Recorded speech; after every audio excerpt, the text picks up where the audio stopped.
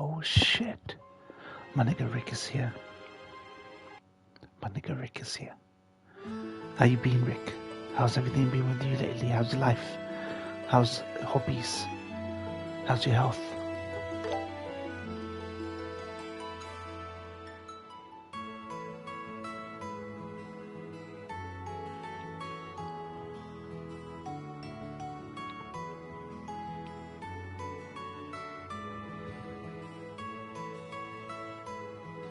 Yeah, it's been sick for the past week. I haven't been able to join streams. Yeah, it's all good. As long as you've been enjoying yourself, you've been enjoying Octopath And 2, that yeah? concludes the Sky Pirate incident in the Kingdoms. Have you been enjoying Octopath 2? Particio and Oswald were my two favorite characters. Though obviously you can pick which character you start with. Which character did you start your game with? I started with Oswald because it's like the Count of Monte Cristo basically. But Particio is my favorite character in that game. Oh, Throne. Oh yeah, Throne has the best. She has probably top 3. No, she has the best plot, the story basically. Throne does, in my opinion. She's not my favorite character, but she has the best story in the game.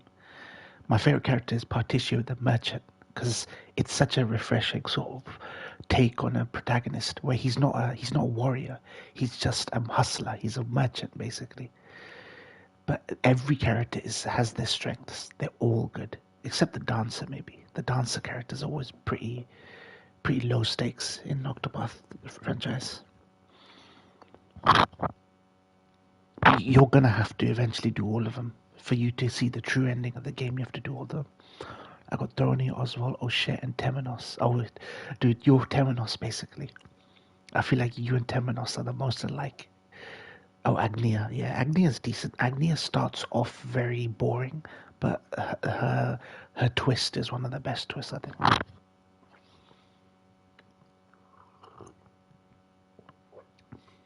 I like Oswald because I like those broken prince characters, the sort of justice pawn characters looking for justice, so they go after revenge. Temenos is very Sherlock Holmes or like Hercule Poirot, basically. Yeah, his is messed up. Yeah, his nemesis burns down his house with his wife and kid. It's fucked up. But I feel like I loved Oswald's story. I'm not going to spoil it. I don't know how you'll feel about it, but I loved his story up until the end for a certain reason. But we can talk about that when you finish the game. It's really damn good, this game. Octopath 2. Really damn good. It's I played it last year. I think I played it last year. Yeah, I finished it last year. And it became one of my favorite games of all time. Like, I think you would just grow to love these characters. It's so good.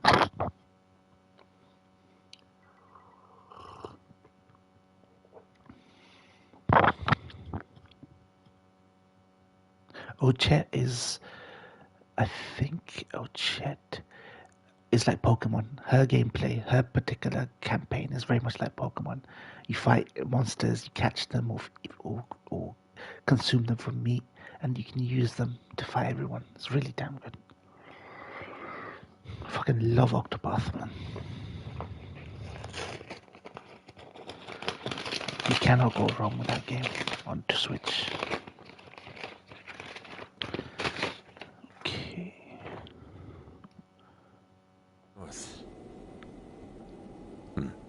Yeah, some of them do overlap though. Some of them do overlap, but not too much. Not like the first game. Who would have thought I would encounter the fallen Capua family? There may be inquiries from the kingdom, but just disregard them.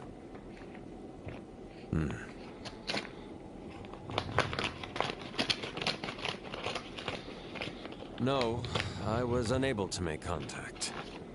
It seems like he was caught up in some trouble as well. I'm unsure whether the Sky Pirates were involved, but something is clearly amiss.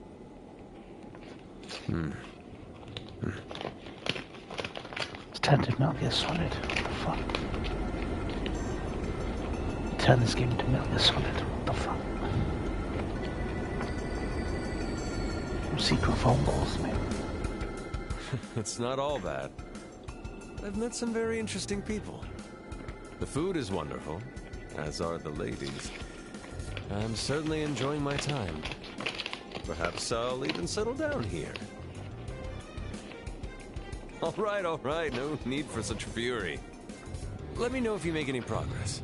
And make sure the Chancellor doesn't get wind of this. We'll speak again, my dear friend.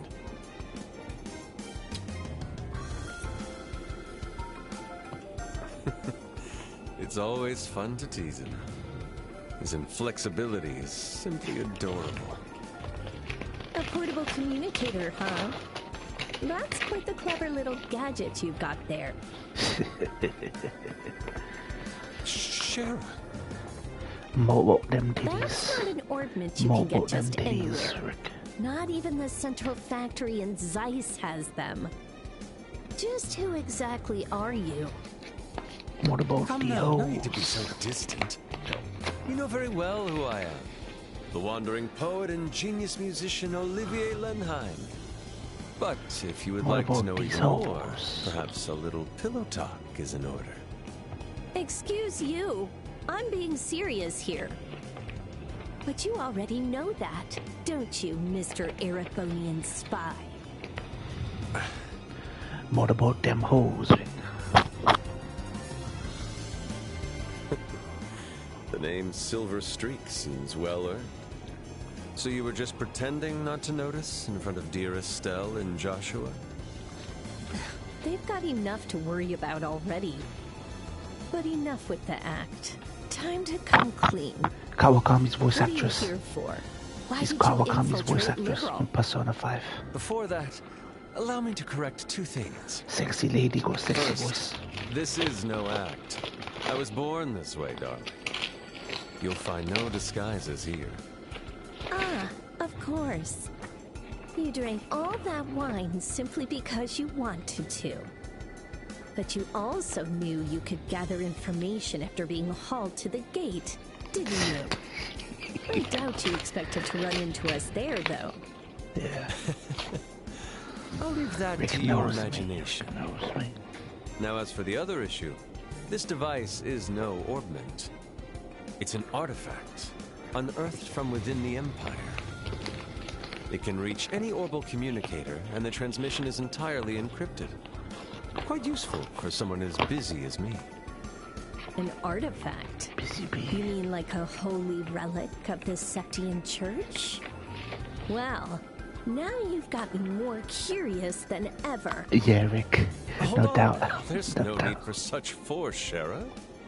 Let a girl have her secrets, won't you? Does this girl want to become a woman? My whip could help with that. Whoa now, Shara. When you look at me like that, it's hard to tell that you're obviously joking. Well, perhaps that's enough jokes anyhow. There are no whips, man. Finally, you should have just been straightforward from the start. As you've guessed, my position is similar to that of an Erebonian spy. But I'm not here to launch any Yeah, covert yeah. operations or to steal classified information. But she's the I'm maid. simply here to meet someone. Master. Someone. A person you know very well. A famed swordsman of the Royal Army. A master strategist and warrior. A bracer who holds a special title that only a few on this continent hold. Monica Rick knows me.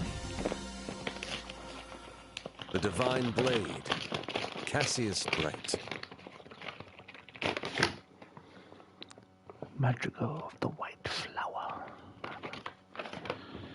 Madrigal of the White Flower.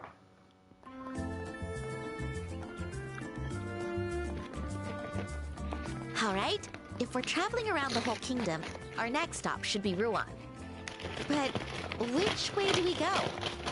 About that, are you sure you don't want to just use the airliner? It'll take a lot longer if we walk. But remember what Shara said? She told us to walk around the place we're meant to protect, didn't she? Or wait, was that Dad? Well, we do have plenty of time, so it's not a bad idea to take it slow. We save on airline fare, too. My point exactly. How about we go shopping at Caesar's those market assassination, savings? Cassius Longinus. We never got a chance to The look around spear with of that whole Longinus. sky pirate mess. Rick. We can stay a little The longer, fabled spear can't of we? Longinus. It's not a problem, but just try not to spend too much, okay?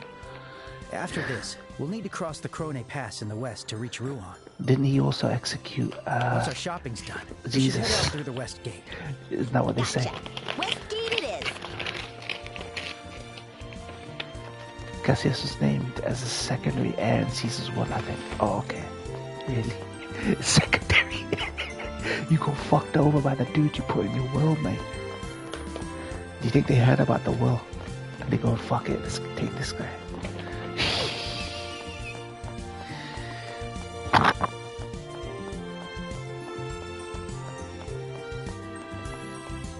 What's the truth behind Caesar's assassination? Did multiple people stab him at once, like they depict in the movies, Rick? Or was he stabbed by just one person?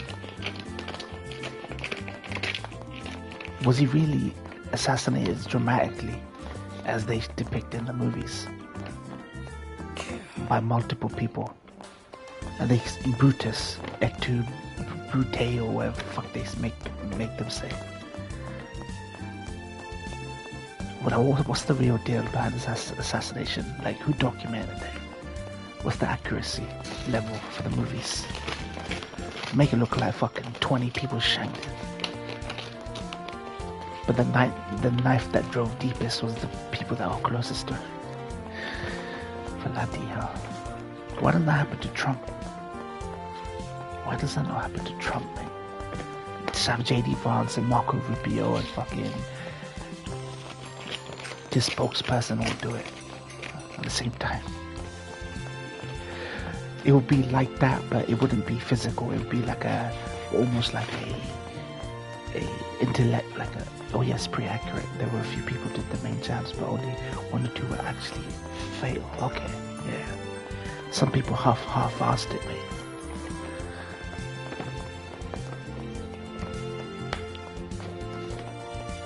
Did they have everyone do it so that there could be no dispute that it was unanimous? They all signed off on it. Is that why they had everyone do it?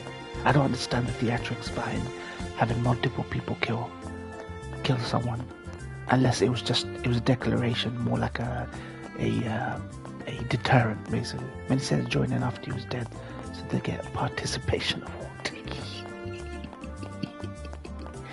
It was a rite of passage, I think, maybe. Like, you have to be in on this. We have to all have a blood on our hands, so that we're all on the same page. And that sort of thing, maybe.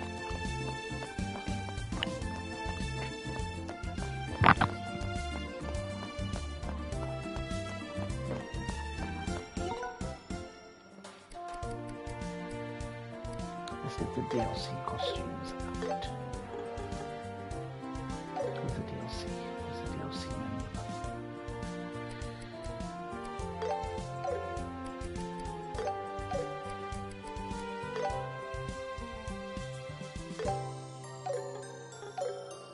Where's my DLC menu? That was in the title screen.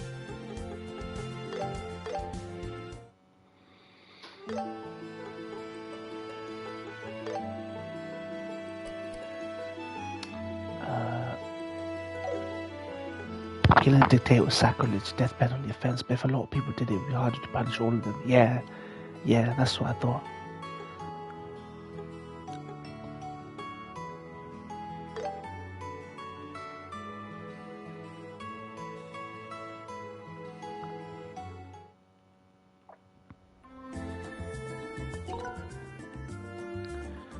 Where is the... Oh, there it is.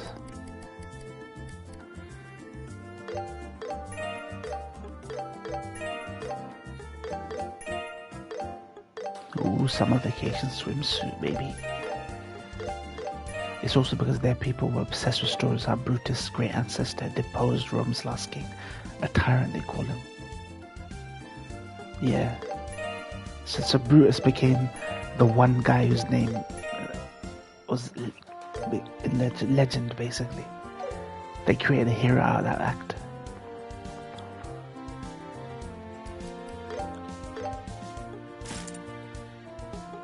Let's go. Let's go.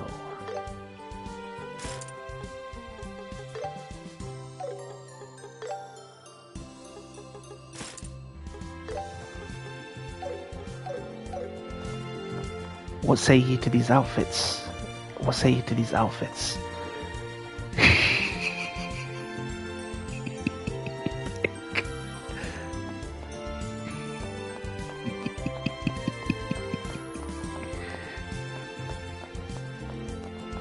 Brutus was more of the ceremonial head of the conspiracy because he had that family legacy. Yeah.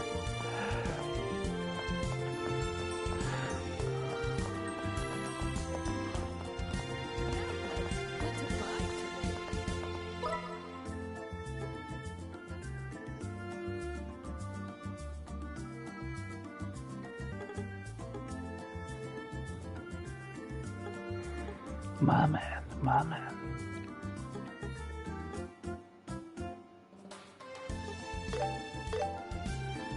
There are 60 people in the conspiracy actually.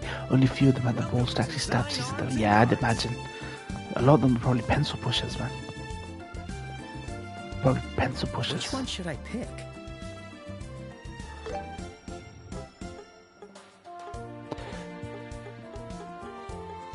Pencil pushers, baby. They didn't have the fucking morals, bro. They didn't have the fucking morals, bro. Thanks.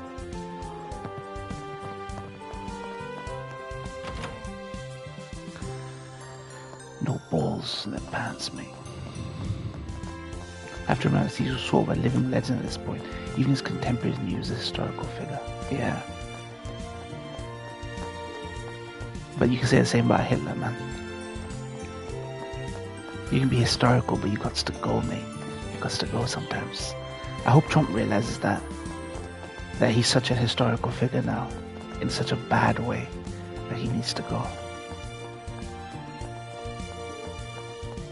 It's possible to be cruel in a non-violent way to a people. It's possible. It's possible to have so much influence and create so much division and divisiveness amongst the people, and fuck up an economy, and just make a laughingstock of democracy and that process without a completely bloodless. So I think people say, oh, you can't compare Trump to Caesar or Stalin or Hitler or this, that. Or we're not making that kind of comparison.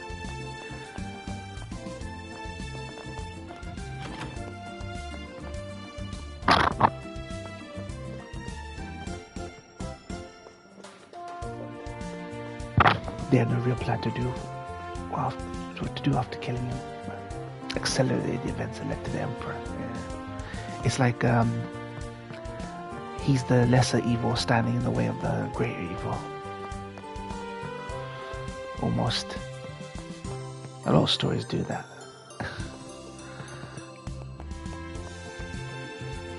Like, do we put up with the lesser evil?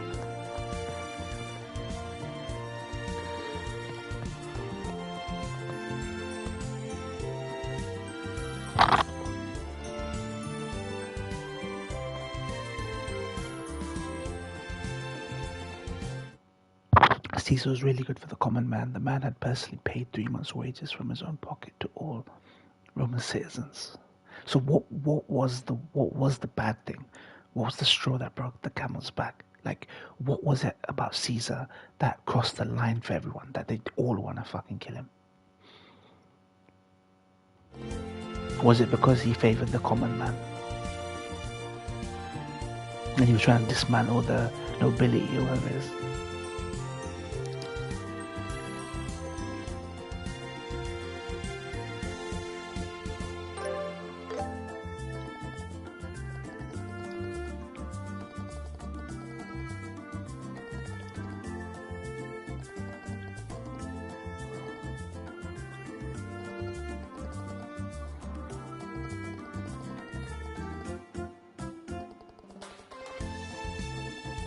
Caesar accumulated too much power, so the aristocratic senators felt they had no say in governance.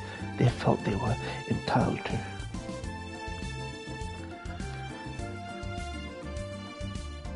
I mean, but isn't that Caesar's job? Isn't that Caesar's job?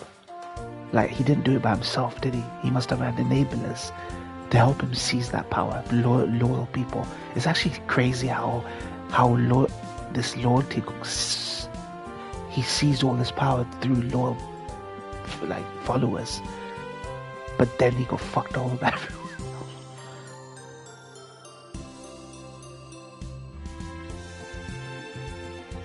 What happened to the people that were loyal to Caesar after he was shanked? Were they all routed out and executed or something? His biggest followers and backers and supporters. What happened after they killed Caesar? I don't think they realized the power vacuum you leave when you kill someone that has all the power. It becomes like a Game of Thrones afterwards.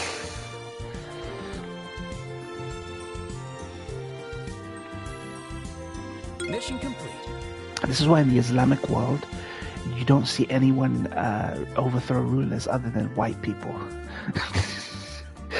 Because some Muslims believe in this idea of not overthrowing the rulers. There's a saying of not overthrowing the rulers unless you can replace it with a better system. His primary heir became the first emperor of Rome. He adopted his great nephew posthumously, so he got all of Caesar's fortune. He got all of Caesar's fortune, and even his name. Oh shit.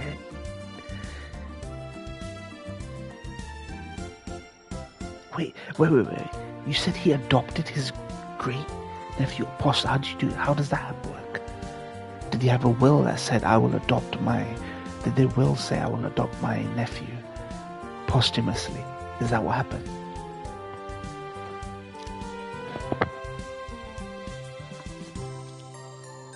That's crazy. Caesar knew he was gonna get killed, mate. Do you think he knew he was gonna get killed? That he set all this in motion because he suspected a plot was coming. It's all way too convenient. His will is way too convenient.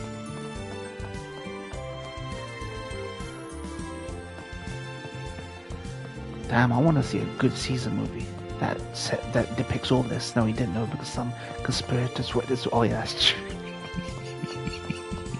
Dude, they need to make a proper Caesar movie. I want to watch a proper Caesar movie that deals with all of this. The reality of the history is so much more interesting than I've ever seen, or they've ever taught us. Maybe they taught us and I just forgot it because I was so young. None of this history is fascinating unless you're an adult who understands what will and legacy is and conspirators are and the way politics works. HBO had a good series called Rome. Recommend watching it pretty accurately. Oh, okay. It's called Rome. I've heard of it. I just never.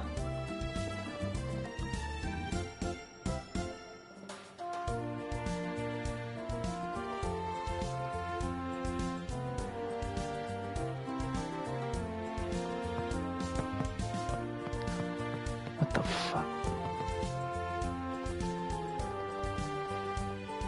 Oh, it's the most expensive series before Game of Thrones. But is it focused on Caesar, or is it just everything from Roman history? Like the whole history of Rome. I want something focused on Caesar.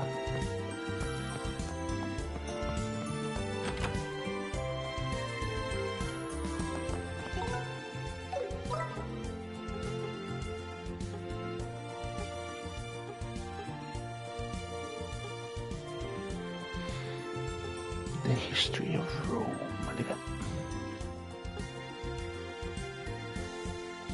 The history of Rome, my nigga.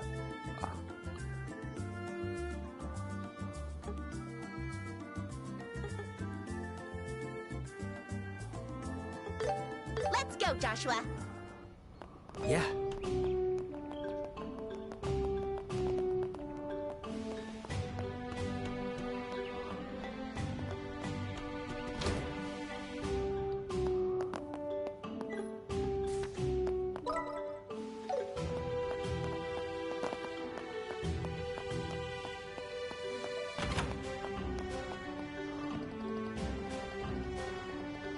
follows two fictional Roman soldiers, but you see the period of history with Caesar and the Civil War through their eyes, basically. Caesar or Mark Antony, one of them, sure. Okay, nice. Who plays Caesar? Who plays Caesar in the series? Wait, how old was Caesar when he died? Was he 4 years old or something? Wasn't he like 4 years old or something? Or was he much older when they killed him?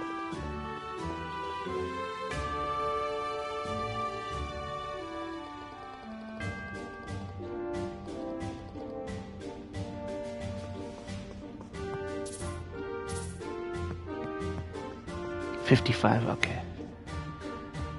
Damn, man. Some people say that's the prime years of a politician. The prime years of being a politician.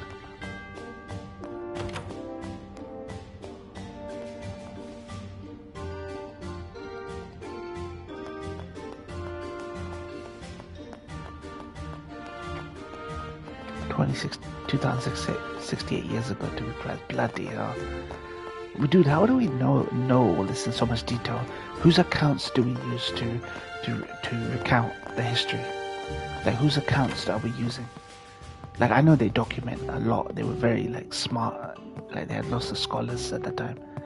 But whose account do we like canonize as the real history? Like, that was trustworthy. Like, who's the historian? Not the historian. Whose person's accounts do we use to know that?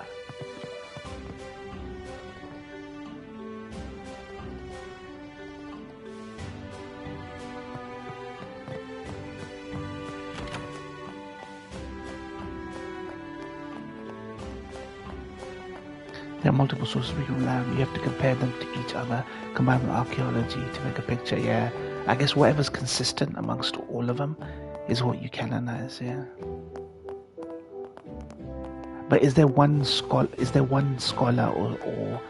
or like scribe at the time whose work you guys Carbon Day or not you but historians work off of? Like, what is the primary text of which a lot of historians base their picture of Caesar? Is there like a scribe, some sort of like papyrus? I don't know if papyrus is even a thing like that. Like document. So like how we use the Rosetta Stone to decipher the hieroglyphs, like what's the piece of like one piece of thing that we, because I'm interested in this because like people think religion's here to control the masses and make you believe in God, but I feel like religion is also like documents a huge chunk of history. Christianity documents the life of Jesus and everything at the time. We document Muhammad.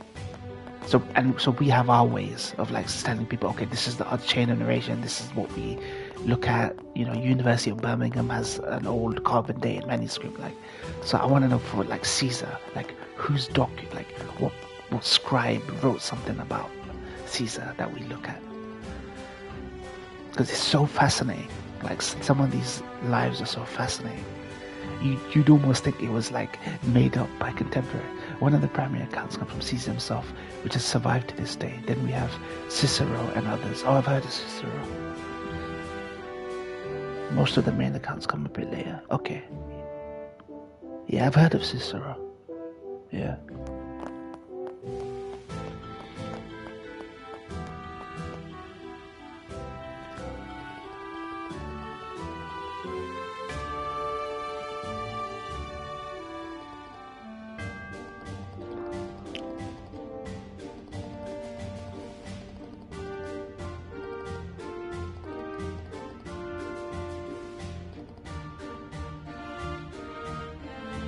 Who was the first Roman emperor to adopt Christianity?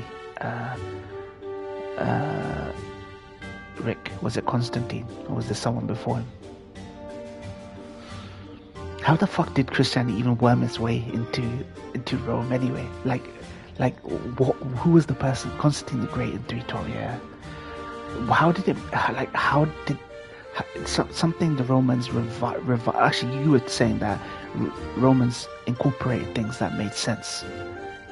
They adapted. But what was it about Christianity that somehow wormed its way into, like the ruling class? Like, at the time, it was the most dangerous thing, most like dangerous thing ever to them, and then suddenly, over time, it was so aggressive. The Romans cracked down hard on Christianity on the longest time, man. The persecution was ruthless, yeah. I mean, it would be like if Trump and all these right wingers who complained about Islam taking over Europe and America just adopted Islam, and the whole nation became Muslim under Sharia. It's that level of change in Rome. How the fuck did Christianity, something they cracked down on and hated, become almost like the national religion almost?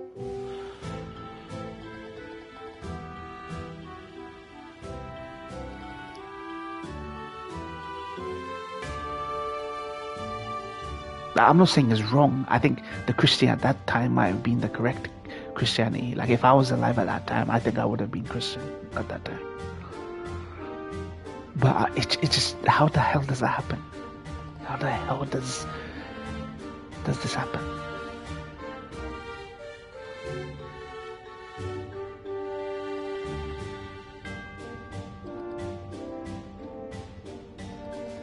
Makes you think maybe God's word is meant to survive me. Maybe God's word, the resilience of God's word, mate. That's what it is. You can't win against the house, mate. You can't beat the house, as they say in gambling terms.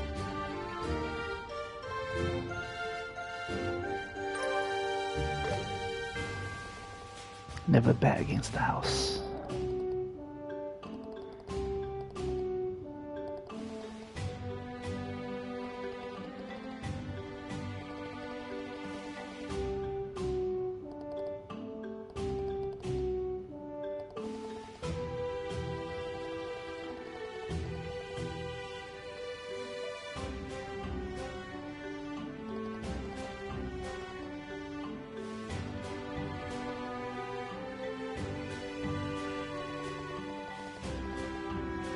It's a very long, complicated process, often moral and emotional appeal for strong charitable communities, combined with the decline in Roman paganism. Yeah, paganism is always destined to decline, man. Like, even if you're an atheist, if you were to weigh up monotheism against paganism, you'd always find paganism to be fucking less appealing and more laughable. Alright, quest completed. We never expected it to Now, be even if you evidence. take it as a sort of academic exercise, if there is this all-powerful, mighty God, there wouldn't need to be 4 or 5 of them to divvy up duties, would there? One powerful God would mean what, singular God? Paganism is just a soap opera. It's just soap opera on the grandest scale.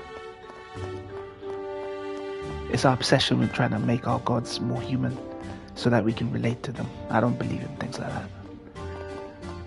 Trying to make them human and trying to make them sex deviants and lecherous, pervs. Oh, look how human they are. They're just like us. Of course not. I don't think a God would be like us. Okay. That's why they hate Islam, man. That's the truth. That's why they hate Islam, man. Christians, it's like a competition right now. Back then it was Roman paganism versus Christianity. Now it's Christianity versus Islam now. That's really what drives everything. It's about info-war. It's about ideas. Which is the most virulent idea? What idea spreads the most like a virus? Which catches on quick? In Christianity, the churches are empty now. Was Christianity become a useful tool for legitimize the rule of the emperor? They could claim divine sanction. Yeah, that's also a thing I've heard about. They taught us that it was a way to almost. It's actually a very Christian thing to do that. They say practice taqiyya, like which is like deception. Pretend that you're not a religious person, or pretend you're religious, to draw in people. So like Paul says in the Bible, like I became to the Jews what the Jews are, became to this what I become everything to everyone. That's a very Christian thing to do. Start claiming divine thing by saying that you've accepted Christianity.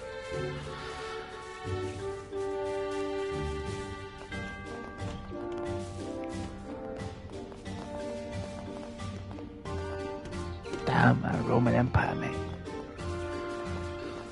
The Holy Roman Empire, the Holy Roman Empire, mate. The Holy Roman Empire. So how did they reconcile this? Like, how did they explain to people? But to be clear, most emperors were devout followers of Christ, although there were major conflicts about the nature of Jesus. It became a headache. Yeah, it's true. Yeah, it's true. Some people say that there was only two in one. There was just Jesus and the Father, then the Holy Spirit came along. Some people never believed that Jesus was the Son of God or God himself. Oh, sorry, was not God himself. So how did...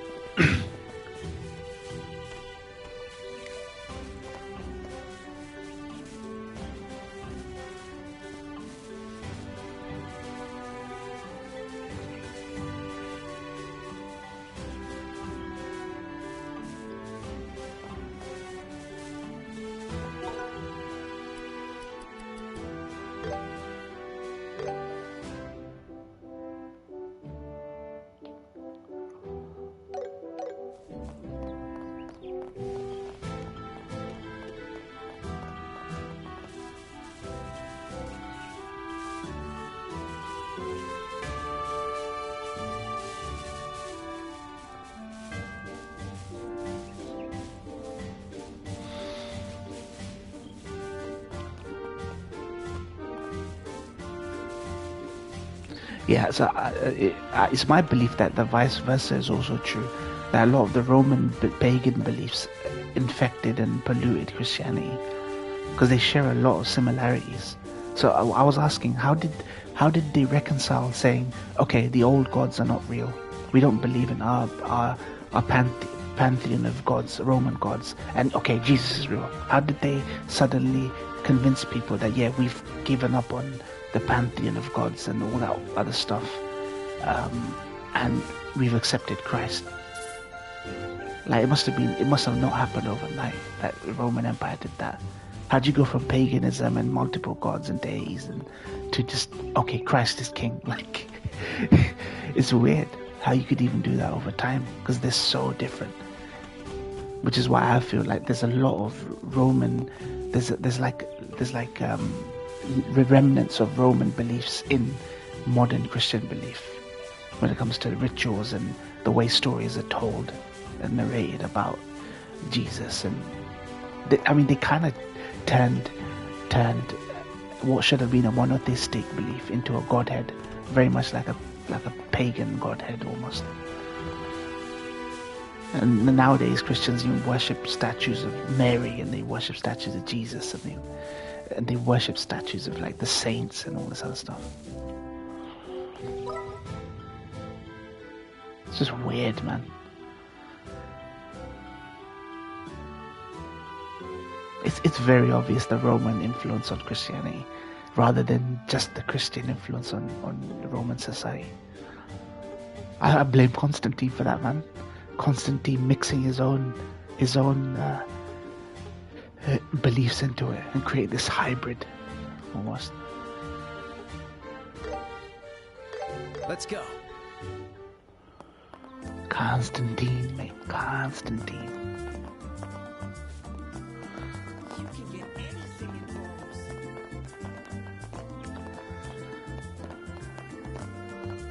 Rome. Rome consumed itself from within, mate. Not from without. Rome consumed itself from within.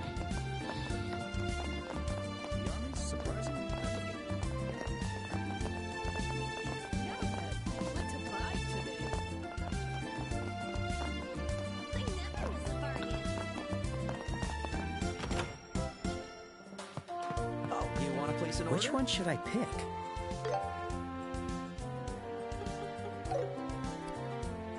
See you later.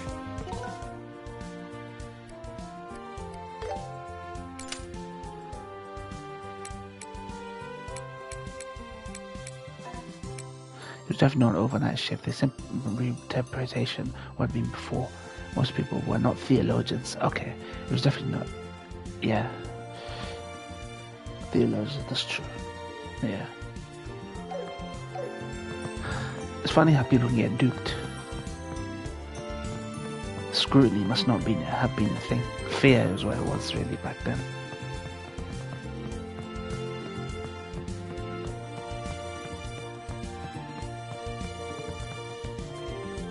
Fear. Christians were the terrorists back then. Now Muslims are the terrorists. Everyone has their turn.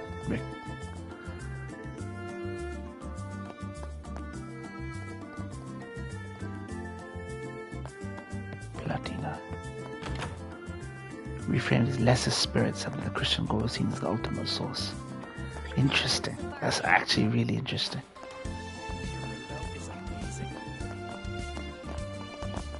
That's the way I describe Egyptian gods.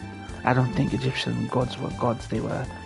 We call them jinn, like demonic spirits. You could call them, if you were to use like modern parlance. Just demons that showed themselves to people, and people just got shook into worshiping them. Fucking Anubis. You tell me Anubis is a god with a dog's head, mate. It's like Ganesh. You're telling me God has an elephant head, mate? Nah, friend. What kind of nonsense is this?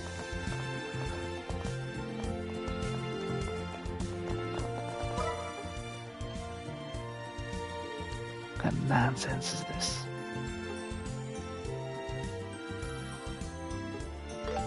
Here we go. All right, time to hit the mountain pass.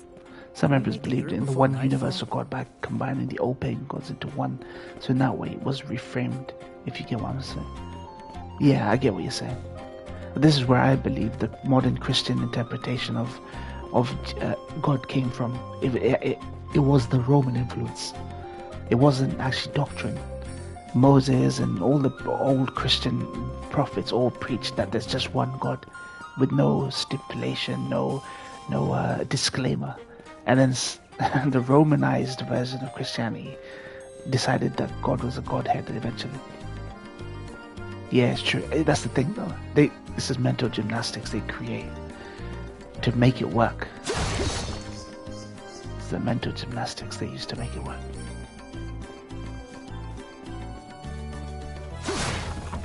I still believe that even if you're dealing with supernatural, like what you would call superstitious and supernatural, at least have some logic in it, you know what I mean? At least have some logic. How can a God be himself and his own son at the same time, but separate entities talking to each other, you know what I mean? Like, there's accounts of Jesus pleading to the Father in heaven saying, don't crucify me. And God's like, no. I'm like, hold on, you're God yourself. Why are you having a conversation with yourself? Like, there has to be some logic in it. So I know atheists think that one monotheistic religion saying we're more logical than you is laughable. But there has to be at least some logic, you know what I mean? It just makes no sense. You always have to see things from the perspective there, as the world is very different these days. It's easy to project modern views. Yeah, it's true. I totally understand. I totally understand how people would not question that when paganism was the basic, the norm back then.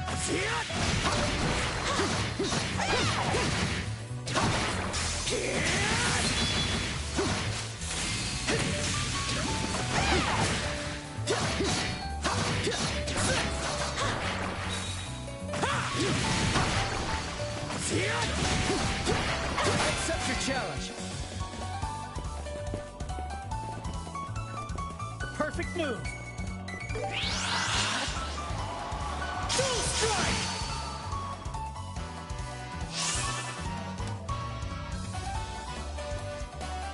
I will push back on the old myths for my British stories that Christianity doomed the empire. It did not. Yeah, I don't think Christianity doomed it. I mean, Christianity was good ideas, was very progressive and had good ideas for the time. But now we look at it as very old-fashioned. But even for their time, it was very progressive. You know what I mean? People say Islam is very backwards, like today, but for its time, it was very progressive.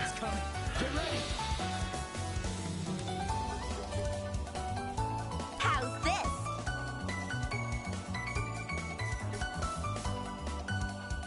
Ready? Eat this! You're mine! I won't let you! I'll be your opponent.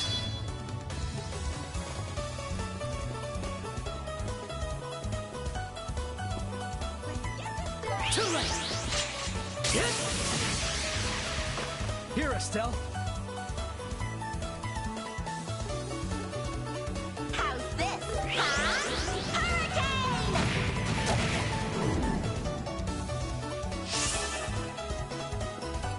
Perfect move. Here. Take this! Gotcha! What in the heck is that?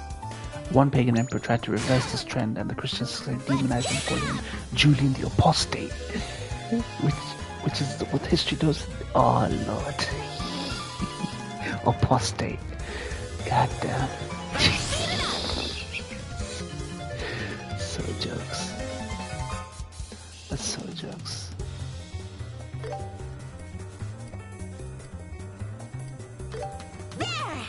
Love it, mate. Hey, when things don't go your way, just go pick the apostates.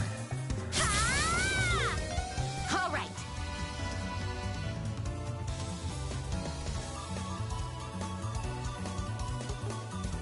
Stay calm. Get crushed! Constantly legalized Christianity. It wasn't until later it was recognized as state religion. Oh, okay, I see. Not bad. So that was the beginning of the end Getting then, better. I guess, once that was legalized. It was the beginning of the end, mate. It was the beginning of the end. The Roman Empire, mate. This one's dangerous. Keep it together. Man, what happened to Christianity, man? Now we have American Christianity. The most But it still makes most me dominant nervous. Christianity is Just Christian, throw shape. right? American Christianity, Of course I won't. which is like I'm the not marriage a of kid capital, anymore. capitalism, and religion. Definitely got That's what it is. The marriage between capital and Christianity.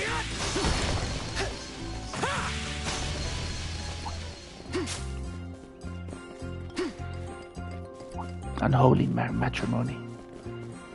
They're so antithetical to one another, Christianity and capitalism. Christian was a lost cause. All this persecution to create martyrs, help spread the word of Christ. It was like Islam then. Christianity was the old Islam. Love it, mate. Back when Christians actually fucking were something to be respected, mate.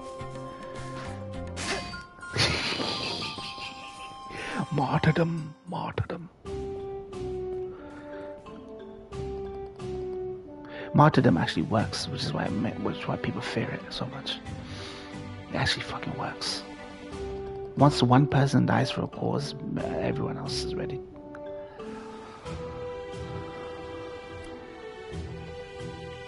Rome viewed the Christians as some odd cult in the beginning. It could have stayed that way if they didn't give all the attention and effort. Yeah, I feel like the more effort lengths you go to crack or down on something, the more the exposure you give it. And people start to think, what are these people doing so wrong that has the Holy Roman Empire so shocked? And people look into it, and some of them get converted.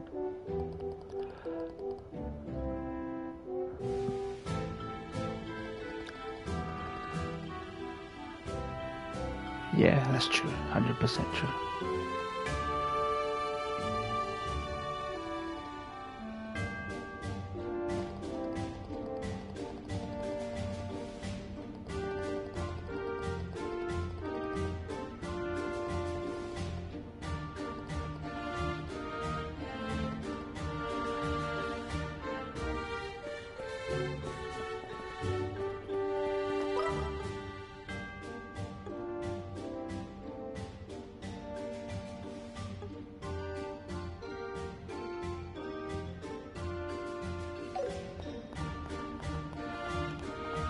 Also, the Holy Roman Empire is I call it fake Rome because it's just a bunch of Germans falsely claiming the title. Okay. Oh, so you're talking about like Kingdom Come Deliverance. You had like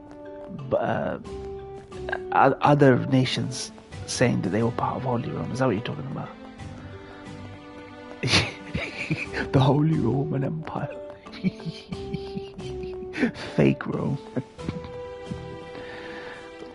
Those were the ones that were part of the Crusades, mostly part of the Crusades as well. Amalgamation of 3,000 Germans. That's it, yeah. That's what I was, yeah. It's Kingdom Come Deliverance, basically.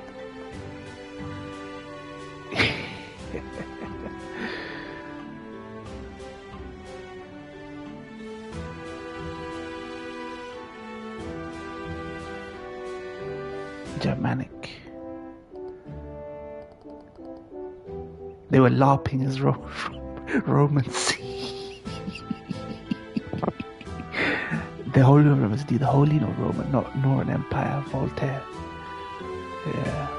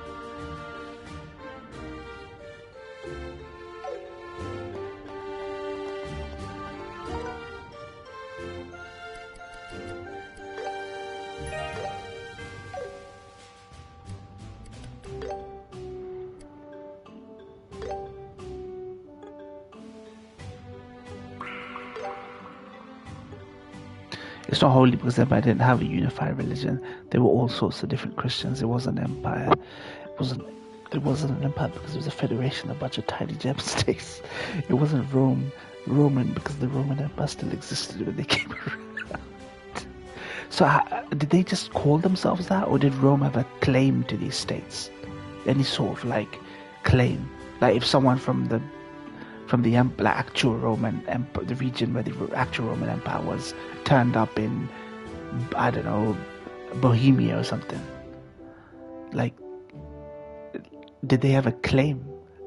Or did these people just say we're part of the Holy Roman because they're Christian or something?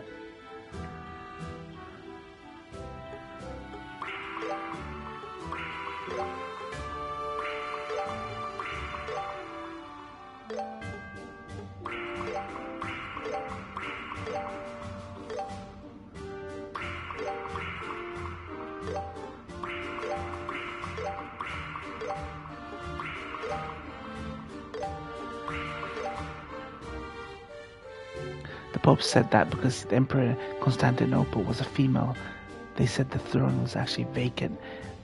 The Pope said that because the Emperor of Constantinople was a female, they said the throne was actually vacant and he declared the kingdom of the Franks as the Emperor of Rome. How the hell did a female become an emperor? I never heard about this.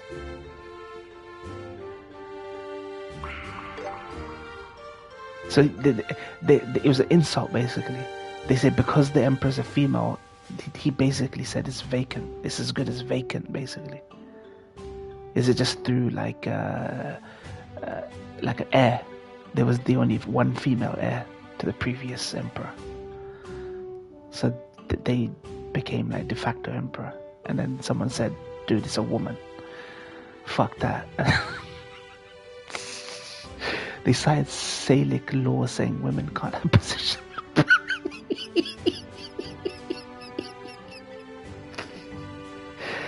Dude, they fucked themselves up. Bro, even when they were Christians, they fucked themselves up. Dude, they had a good thing going. All biblical themes. Oh, that's true, yeah. It's true that even Christians now say there can't be any women bishops and let alone rulers. No female clergy, mate. You're a nun and that's it. You're a nun for life, mate. That's hilarious. But like I say, we can't judge the time. We can't judge the time. Everywhere was like this. Everywhere was like this. I don't even judge young marriages. Like kings and queens and Christians were marrying young because there was no medicine. Life expectancies were like short. People didn't live past 50. The empress was a legitimate and recognized ruler of the Eastern Roman Empire, but the Pope just made something up because he needed protection for the Franks. Yeah, very political, man. Very political. The popes have nothing to do nowadays. Popes at least got involved in politics. The popes now just sit on their asses trying to aura farm. Basically, they just aura farm now. That's what they do. I love it though. I love the death of monarchy and the death of papacy, and I love it. Unnecessary things. I know you guys still revere your fucking royal family and stuff, but the necessity for these things is gone. It's a novelty now. This Pope was supposed to be just another bishop under the authority of the emperor, but this was his way of breaking off. Yeah. Hey, there's no better way than getting people to LARP as Romans. There's nothing better than getting people to LARP as Romans. I mean, this was the death of the Roman Empire. Christianity was. I know you say it isn't, but like it's a good thing. But this was the death. This also led to the Orthodox Roman split. Oh, okay, I see.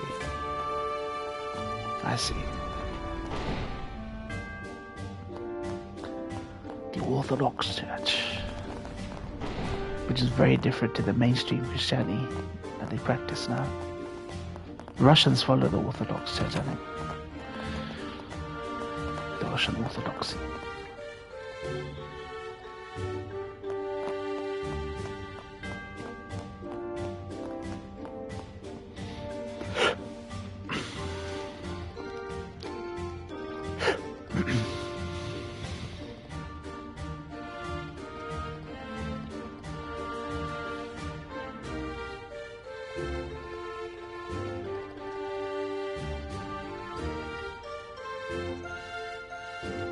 Yeah, Istanbul, yeah.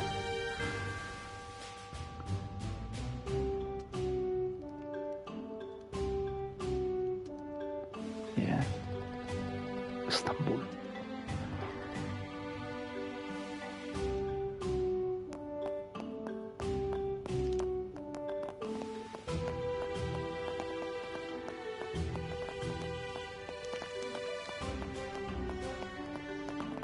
I wish, like, we got taught about the Romans, Tudors, Victorians in my history classes. I wish they taught us about the Persians and foreign cultures. I feel like it's better to teach foreign history in a country so that I think kids have a more all-round experience of history. The Hagia Sophia was once the greatest Christian Roman church in the world. Now it's the same. Yeah, it's the same role for Islam, basically. Yeah.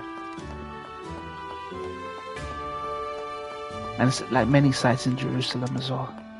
Used to be for Jews, then be for Christians, and then for Muslims. I feel like they should have taught us about Persian Empire, African empires. I think it's better just to not learn. It's good to learn your own history, but you could always find it. That's always accessible in your country. In England, it will always be accessible to learn about the Tudors, the Stuarts, the fucking the Victoria. But it won't be as accessible to learn about other empires.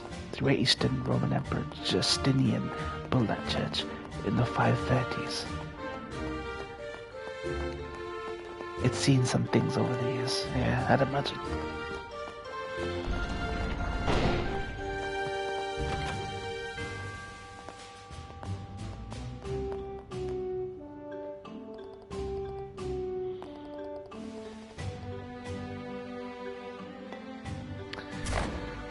Christians versus Muslims now, mate.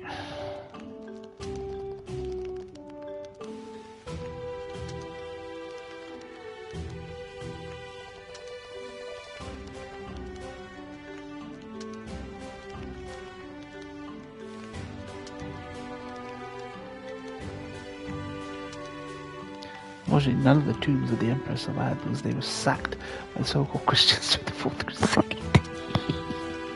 Yeah.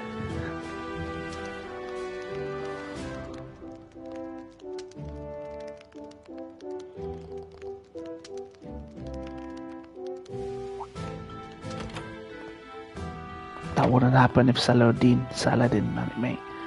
That was Saladin would have done that, mate. Would have tore down history.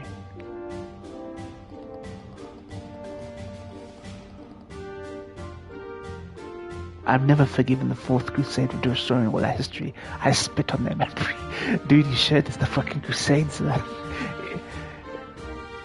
You should spit on it for the fucking casualties on either side.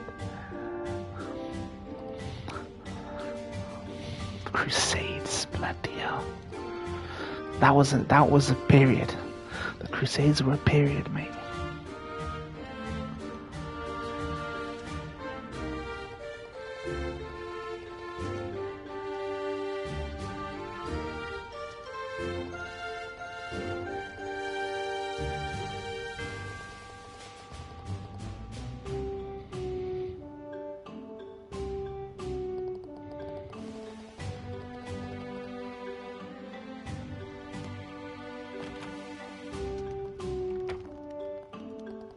Hate every ruler of state that tried to destroy the achievements of past generations. It is truly a crime to rob future generations, their ancestors. Yeah, so you're not a big fan of the pulling down statues then? You're not a big fan of that, Rick? Neither am I, to be honest. I think history should be there as an example to people. It should remain as an example of what to do or what not to do. I feel. I don't think. I mean, if people celebrate it, and it's just not. It's not tasteful to celebrate it. That's fair, but that's an argument you take up with the person. I don't think destroying a statue gets rid of that idea. We don't need to destroy them and relocate them to a museum. Yeah, exactly. Put them in a museum. It's like Confederacy, man. The people who fucking venerate Confederacy in America, it would just be better to put them in a museum. They're not out of place in that context. Or Confederate history.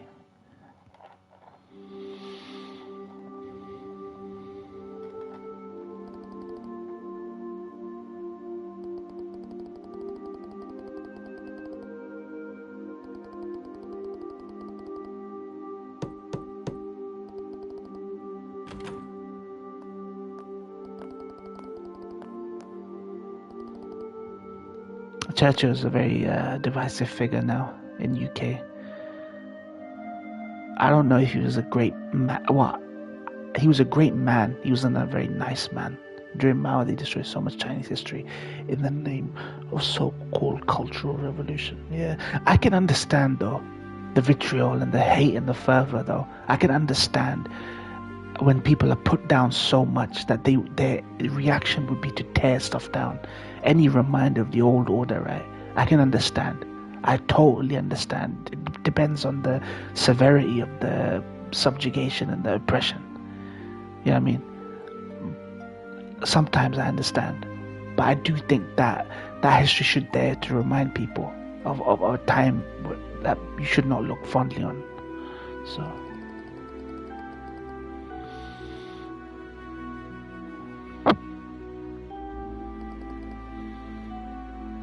like, I would never take that away from them if that's what it takes to get it out of their system.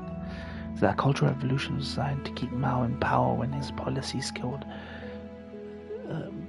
To keep Mao in power when his policies killed 45 million in famine. Yeah.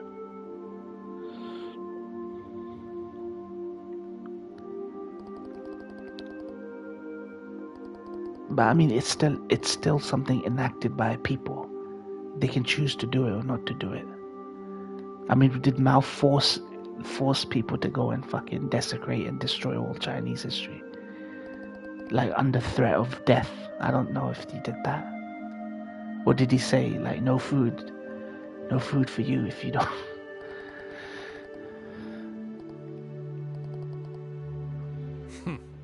recognize those faces.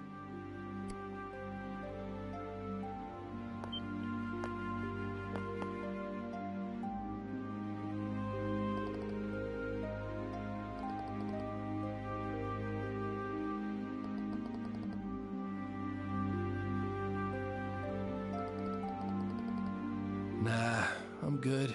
I just ate a little while ago. I just need somewhere to sleep.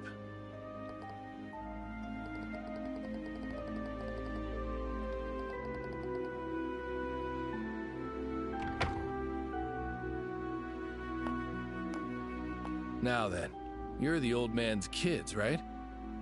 The hell are you doing all the way out here? And where's Scheherazade?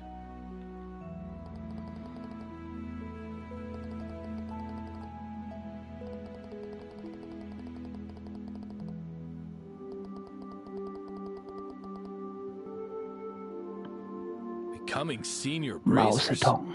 Mao All on Zedong. foot? Talk about Chairman carefree. Mao. Really think it's that easy to become senior bracers? Seriously, use your brains.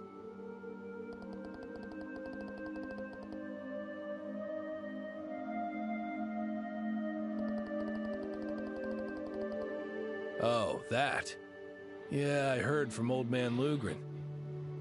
Let me ask you though, you really think you could have solved that case on your own?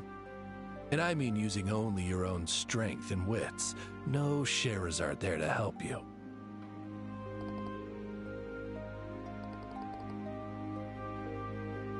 Yeah, of course not. You two are rookies, and kids to boot. He was losing grip on power, so he whipped up all the young radicals to beat and kill anyone even remotely interested in old China. Okay, so he had his own little fucking Hitler Youth then, yeah. Yeah, makes sense. You don't have the strength or experience to make snap decisions. You let it get to your heads, and you're bound to get yourselves into some real trouble. The Red God. Oh shit. Oh, that's such a perfect name. The Red God.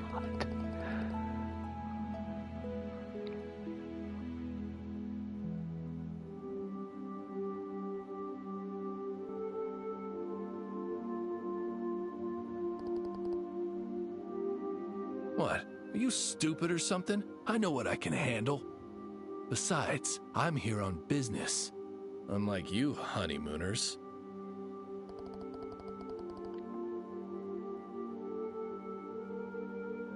Yeah, I'm doing some work your old man pushed on me. We do live in an age of revisionism everywhere, though. I gotta be up early We're in tomorrow, that age, so not I'm only gonna hit the in terms hay. of small things like You brats should get entertainment, some rest too. movies, history, but like real history as well. Just lots of revisionism. I love how the Americans finally get a pope and he's no MAGA, so the conservatives are all angry. Wait, isn't the brother of the Pope a MAGA though? Isn't the brother of the new Pope, wasn't that a headline or something? His brother is definitely conservative. So they feel that they can get him to lean on the Pope now.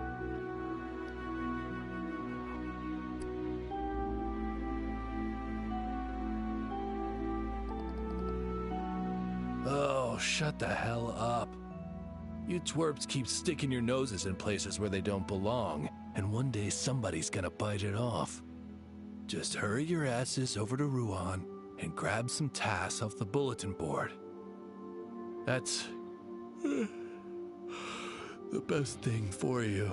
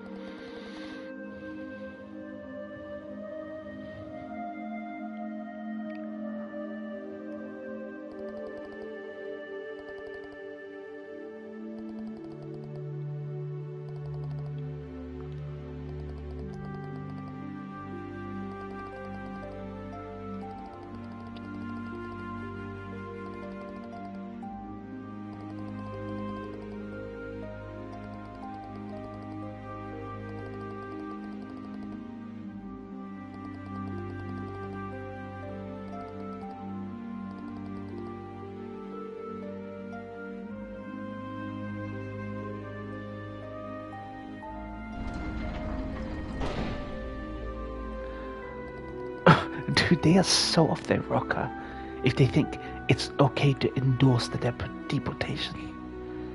And what the weaponizing ICE as Trump's private army. Fuck them all, man. They need to Caesar his ass, mate.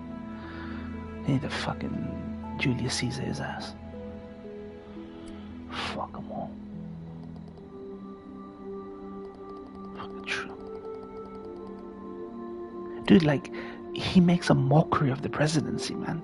No one will ever be able to take. I mean, it was on the edge. It was teetering on the edge under Biden's presidency. But no, the world would not be able to take the American presidency seriously. There's no honor, there's no dignity in the U.S. presidency anymore. Now that a grifter like Trump has gone through it. People thought fucking Reagan, like going under Ronald Reagan, was bad. But now we look at Reagan era as like a golden era almost.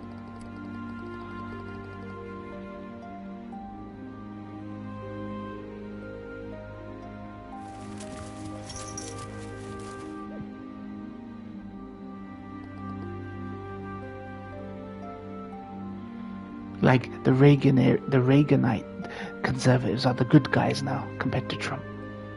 When the fuck did that happen?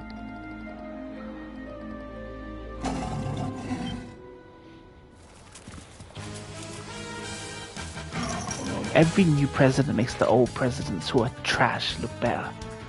That's what happens. Every new president in America has made the previous presidents look like saints, basically. Reagan would have spun in his grave if he saw what Trump has done to America. Yeah.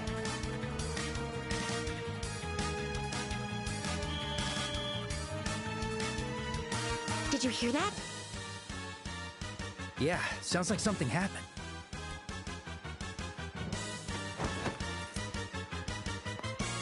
I'll go check it out. You two can go back to sleep.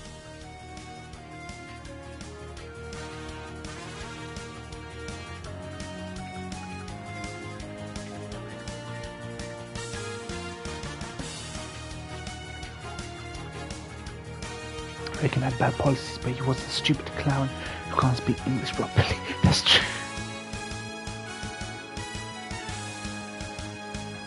He had the right kind of charisma, not the wrong kind of charisma. I'm not even saying he was a good president, but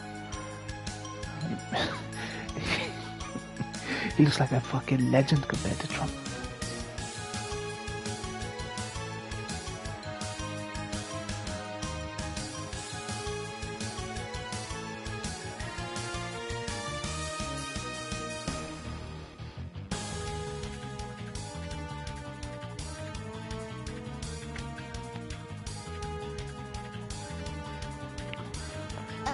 Hey, wait a sec! We should go too, just in case.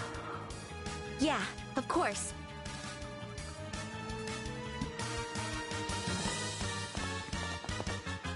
Reagan was fantastic at communicating. He would make a joke at his own expense. Trump could never. Yep, Trump was constantly filleting himself. Constant fillation. He's a terrible president. I can't believe we got more than 2 more years of this guy. Sorry? More than 3 more years of this guy. Oh no! We have to help them! Hold on. Don't move. Why are you stopping us?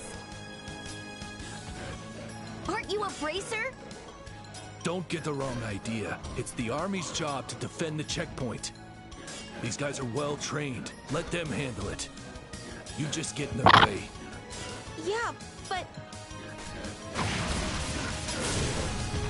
He's right. This is our job. You kids should go back inside. But... Shit! What's wrong? He's headed for the opposite gate. Something must have happened on the Ruan side too. What?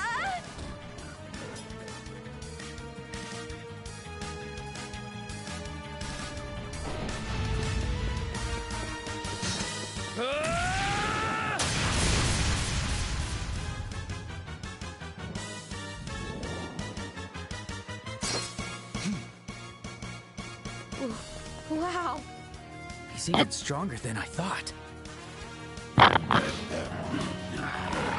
Fucking Trump. He's a memorable You're trying to president, but he is surround the me, huh? absolute worst. Not bad for a pack of He scruffy would love the Roman mutts. Emperor You've Hadrian got some when the man was brains. hardcore on dealing with the Jews. We'll back you up. Dude, I don't like. I joke. Well, I speak very Hey, I hyperbolic, told you to back off. but maybe me and Like we Hadrian would would. have something in We'll do common. what we want. We promise not to hold you back. I mean, they were Christ killers, man. Come on. Whatever. Just make sure you Rad him stay out. out of the way of my heavy blade. I won't let you. I won't But let now you. Jerusalem renamed Judaism to Syria-Palestine. Oh, nice. Love it, mate. Love I it. won't let you. Love it. Damn, I didn't know Hadrian did that. I was never taught that Hadrian did that. I love it, mate. I love it. I see your move. I need a Hadrian movie now. Heavy blade. I need a How Hadrian can he movie, swing but there's that too many thing so Jews in Hollywood easily? to let that And it happen. isn't just brute force. Now that's a senior bracer for you. Handle the lot of you. Just shut up and get to work.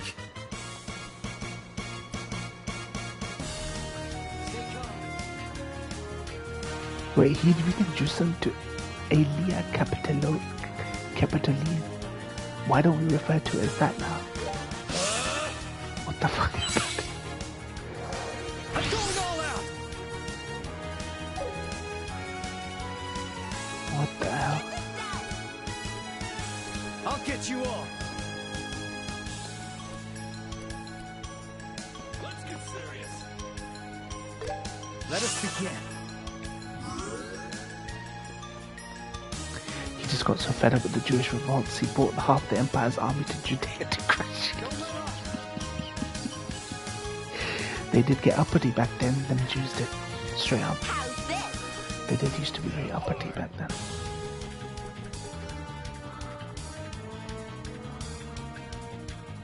Here we go. Yeah.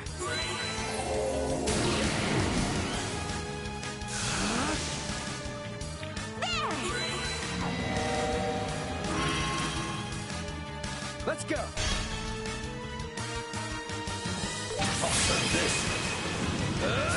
Eat this. Final break.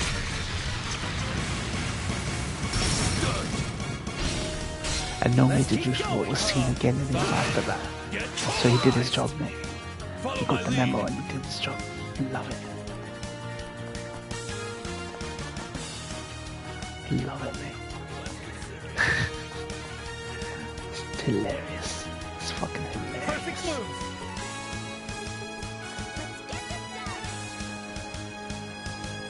Too late. You're mine. Faster. My turn. I can take them all.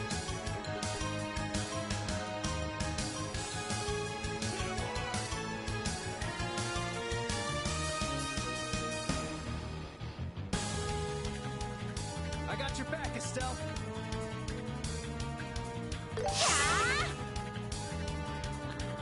The Romans had a lot of problems with the I'll be Jews. your They let them opponent. govern Thomas for a while, but that was clearly not working. Yeah. This is the running history with the Jews. I mean, I'm not talking about their persecution, that came after. There is a long running history with their role in societies. They say Muslims are taking over Europe now, which is the same thing they said about Jews back then, except they were actually doing it. And we don't care. We have it too cushy under secular democracy. I don't think there's any Muslim out there that is begging for fucking Sharia law in countries where they let you walk around, you know what I mean, in public the way we do.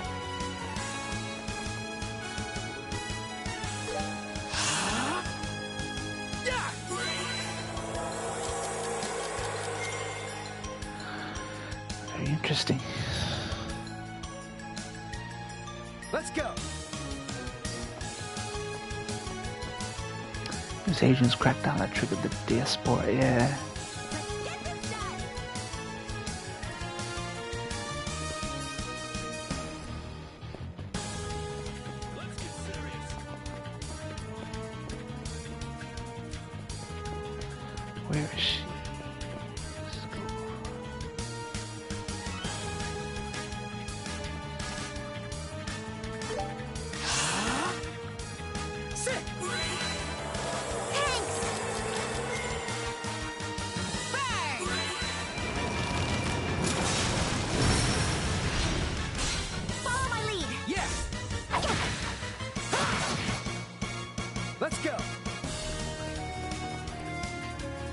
get you all. Let's get this done. I think they killed 600,000 people in that revolt. Romans also suffered some heavy losses. I got your back. 600,000. That's insane. There were that many of them. That many of them. Well, actually, their population is much lower now. I guess that makes sense. That many. Of them. Joshua, do it!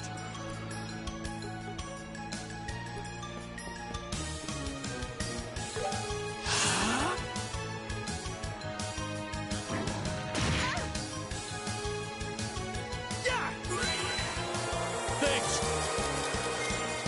Let's go.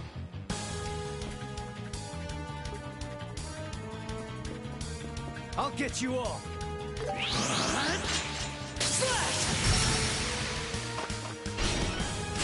Follow my lead. Yes. They should ban Jews from Jerusalem too. Let's go. Dude, is there a Rome TV show? Sorry, is there a show for Hadrian like Rome on HBO? I want to watch this. I want to see Hadrian. My nigga Hadrian. He built Hadrian's Wall, right? Is he the Hadrian's Wall guy? Or is that someone else? Showtime. Or was that a different Hadrian? Oh, same guy. Okay. Yeah. Burn up. We need him. We need him. Let's go. As president of America. He loves his walls, mate. But he also hates the influence of Jews in politics. Faster. Estelle, do it.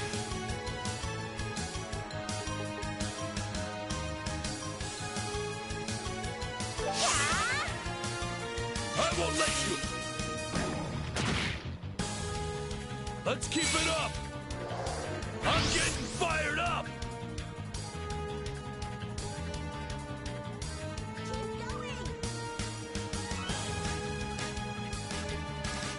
Nowhere to run.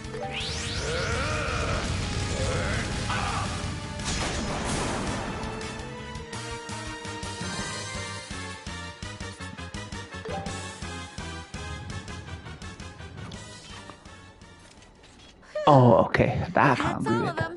He also banned Yeah, there were a circumcision lot and of them. absems. And they were Wait, tough what opponents. religion was Hadrian? What religion was Hadrian? Didn't Christians get circumcised as well? You did better That's than weird. I thought you would. That's Well, weird. seeing as your old man is the one who trained you, I guess I shouldn't be surprised. What religion was Hadrian? Oh, he's a pagan. This was before Christian. Okay, then I can't side with him. That trumps everything. Honestly, that trumps everything. Even my distaste for the Jewish contribution. Yeah, I can't side with him. In Islam, we just can't. We can't, man. Yeah, that's okay. Yeah, that's okay. And you're probably laughing at, oh, that's where Mackenzie draws the line. Oh, he's pagan. Oh, he's killing 600,000 Jews, nothing. But as soon as he finds out he's pagan, that's where he draws the line.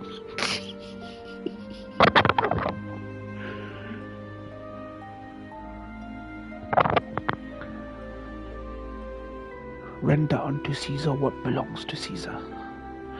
Render unto Caesar what belongs to Caesar. What?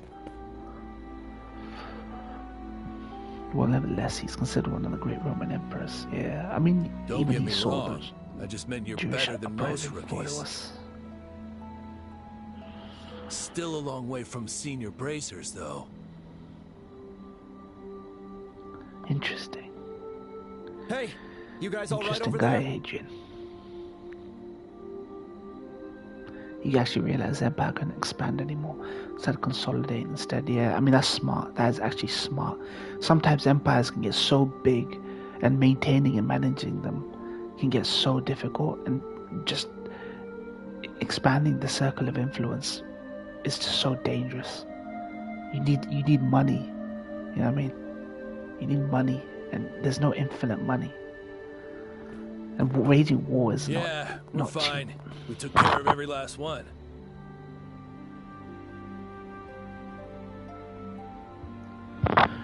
I mean, history's taught us that if you can move from a military-industrial complex and wasting so much money on defense budgets and using that money to bolster your economy, that is the way to go. How's the guy who passed out? This is why it's not in America's best interest to create boogeymen. It really is not in America's interest to keep creating boogeymen like it does. The boogeyman of Iran, the boogeyman of the Middle East. Israel does that for us. It creates boogeymen for us so that nothing can be done about American education system. Or his predecessors had conquered Mesopotamia, but Hadrian thought it was impossible to hold. Just gave those lands up.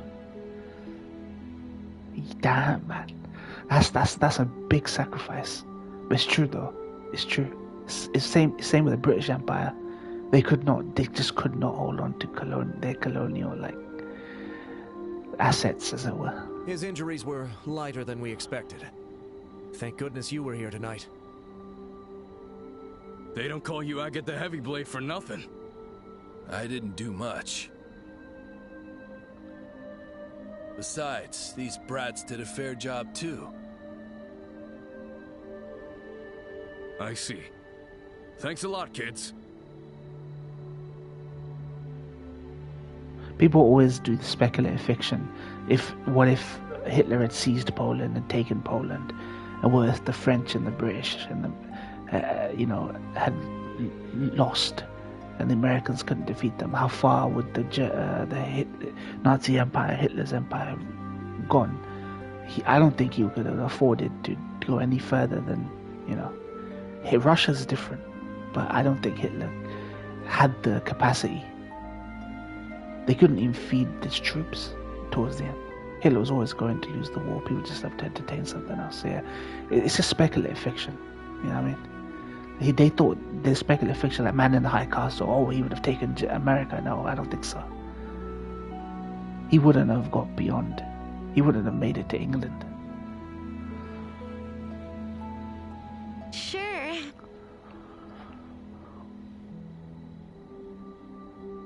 World War II was a war of resources, and Germany didn't have it and never could have gotten it. Yeah, I don't even think the Axis, even with the help of the Axis, like Japan and Italy, it would have worked. We're going to patrol the area just in case. You guys should head inside and get some rest. All right, take care.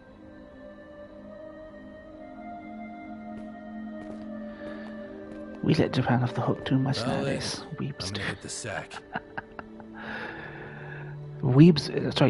Japan was like jihadi. Like, if you want to talk about jihadis, Japan were the OG jihadis, mate. If we want to talk here, kamikaze pilots, the Mitsubishi Zeros, those are the real jihadis, mate. What we fucking go crazy over one hijacked aeroplane crashing into the 9/11. The Twin Towers. Dude, if Japan had been allowed to continue, Italy was a bumbling fool that needed to be bailed out by the Germans. The Japanese were just too far away. Exactly. Should be safe now. You two brats, get some rest.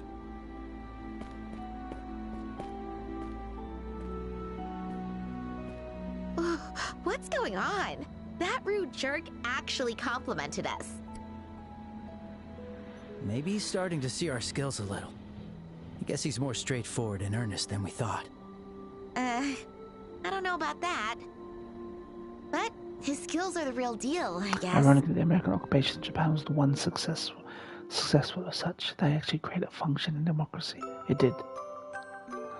That's because they didn't spend all that money on a standing army, right? They weren't allowed a standing army. They were demilitarized. So all that money they just spent on making, technology that we all fucking use today.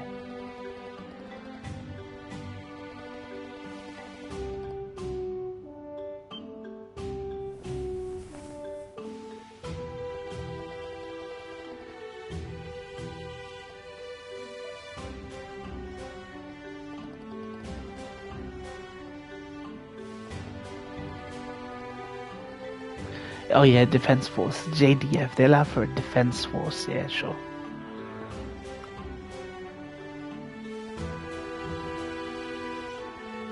Which is why I just hate the name IDF.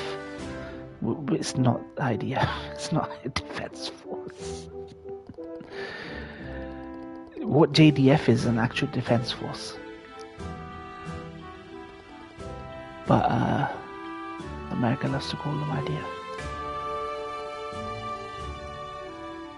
They're under no such rules as Israel, but they still call themselves Defense Force just to keep the narrative going. IOF, that's why they colloquially are called IOF, Israeli Offense Force. Always pull the trigger first, right?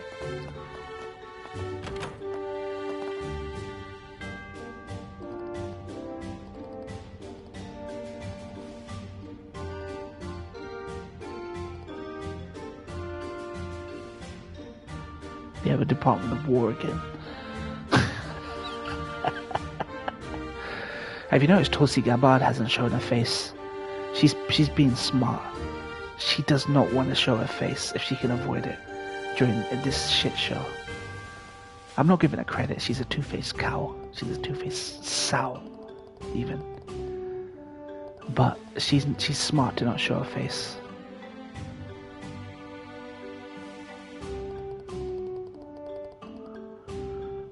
Kash Patel, fucking joke. JD Vance, joke.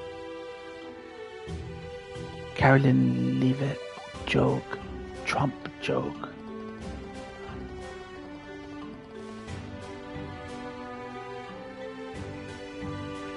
She shouldn't show her face. I mean, no, I mean that's just a joke, though. Just because she's Secretary of Intelligence doesn't mean she shouldn't, you know, be out there. Like they should be probing her even more. Committee should be probing her even more. At least, especially now.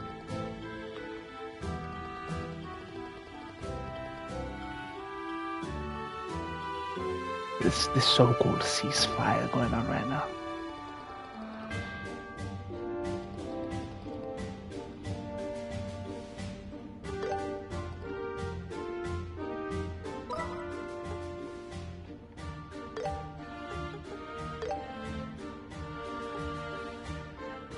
Oh yeah, they're very evasive, really evasive. They think they're so hot, man. They're hot shit that they can just sit there and just not answer the question. It's toothless, man. The systems of checks and balances in America is completely toothless. It has no way of holding people in power to account. Yeah, they blow smoke up Trump's ass.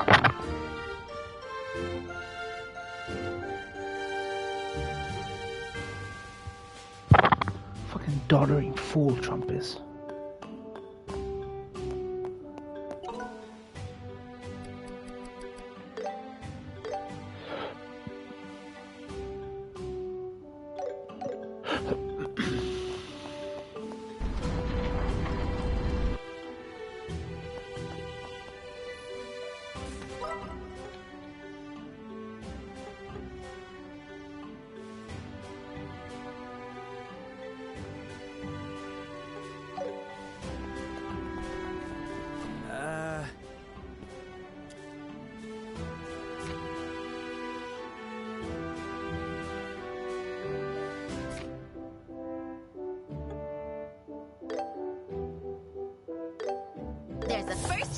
Trying to have Trump continue to expand the power of the government. And all these small government conservatives are nowhere to be found. Yeah, exactly. Exactly. They should go on about small government and no government overreach. And now look at these fuckers, man. Bunch of fucking losers, sellouts, losers. Leave it to me. I knew I could do it.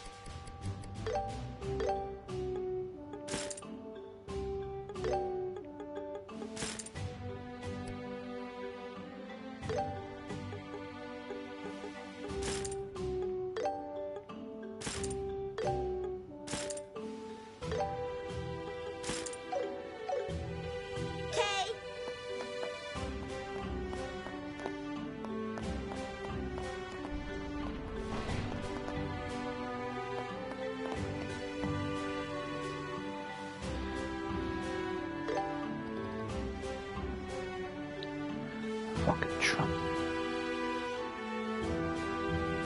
Did you see him shame Keir Starmer?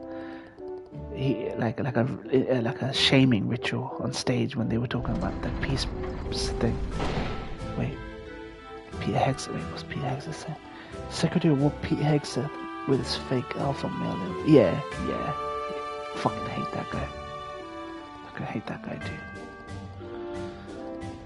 Starmer is such a lackey, like a follower of Trump. He's so desperate to be liked by Trump, or more than any world leader. He's making all the concessions and whimpering like a little dog mate in front of Trump half the time. I hate how Trump has bullied world leaders. Even Macron struggles to speak out. He does try and clap back. Like, I respect Macron because Macron is at least like he's the most centrist kind of world leader that I've come across. Special relationship. He's the most in the middle that I've ever seen, which is typical of France. But at least he's consistent and he tries to clap back against Trump. Which is more than I can say for fucking Keir Starmer.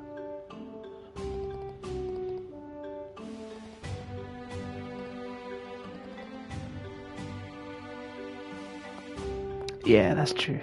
Gifting him jets or rolling out fucking mobile McDonald's or giving him concessions. So this is Ruan, huh? My. We've come a long way. It really does feel like ages since we left Roland. We're still far from the city. Let's take it slow and steady. Yup, we're on a trip after all.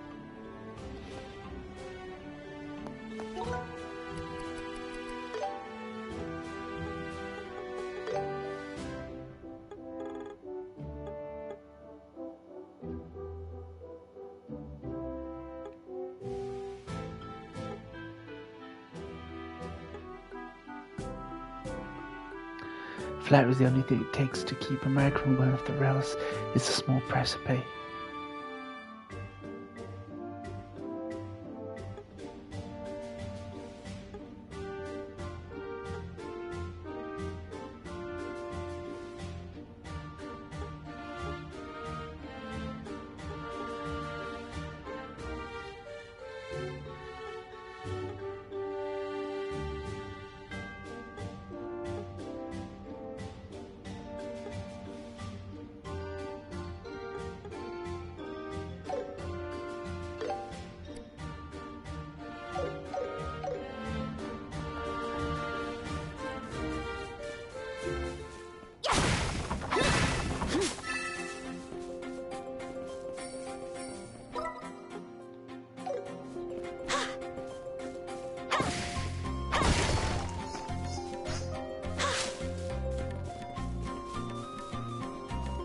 I feel bad for Zelensky. Every time he sees Trump, he must bow and scrape. So hopefully America won't side with the freaking Russians. Yeah, I do feel sorry for him. There are a lot of people that don't feel sorry for him. They think Ukraine is scamming America, which I don't think is true. Dude, you got Russia on your fucking border, bro. I do feel sorry for Zelensky, and I know he hates Trump. They brought him over just to fucking embarrass him and cook him. I don't like Zelensky. I don't like Zelensky, but I do feel a little bit bad for him.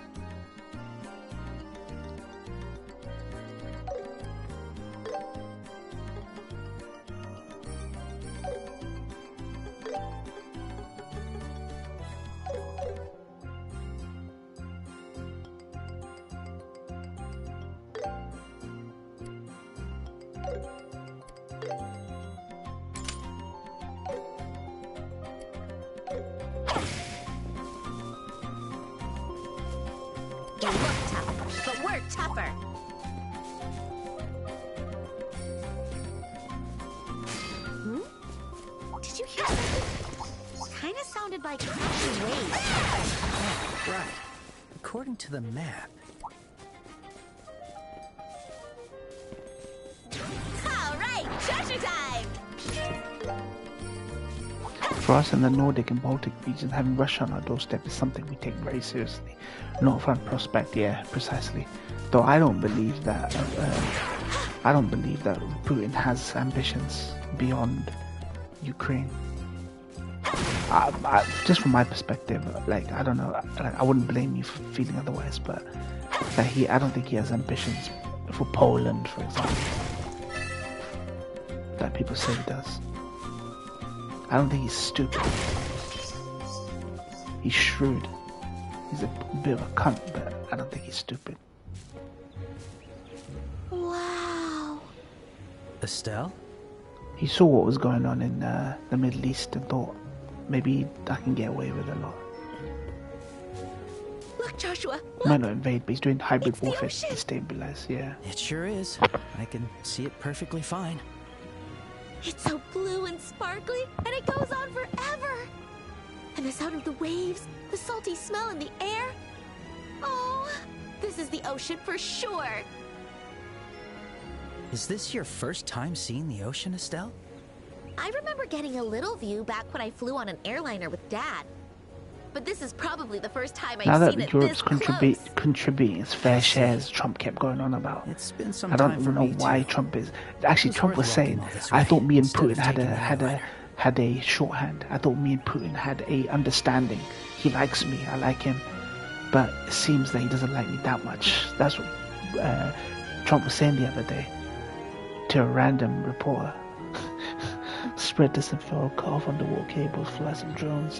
The grey zone between peace and war. Yeah. Yep, I agree. It feels like we've already accomplished something. Putin does not care about Trump. Putin is someone. He may have every other world leader wrapped around his finger, but he does not have fucking Putin wrapped around his finger like he says. Putin thinks Trump is an idiot who can be easily manipulated. Yeah. Wow, the ocean is enormous. Just how far does...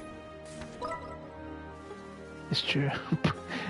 Oh, Well, nothing stretches on forever. He thinks he's a big Oh, man, but he's really? nothing next to Putin. I could watch it all day. Just don't fall in. I'll take you down. Yeah! Ready to finish this. Let's focus. Putin said Trump should have gotten the Peace Prize. He's laughing. I think he's making a joke there. He's making a fucking joke there. Easy flair to get what he wants. Yeah. Pakistan have nominated him for a Peace Prize. They're all trying to get in his good books. Pakistan's totally fucked up right now. They're totally selling out just for economic. I know they need economic prosperity, so they're doing the right thing, but not at the cost of like undermining democracy, in my opinion. Not that democracy is even anything to write home about nowadays. Perfect move.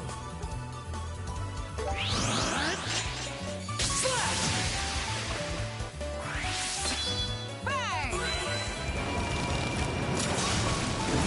Let's go! Yeah!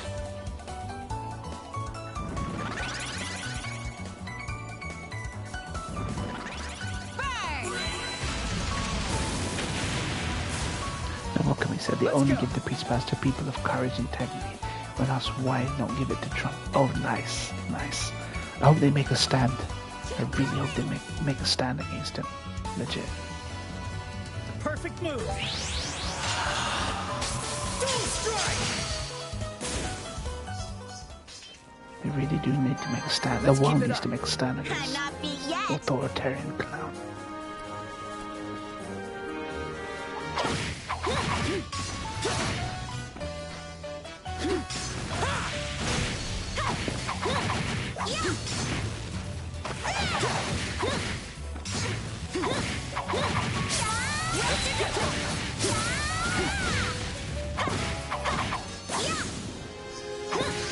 I can't lose yet.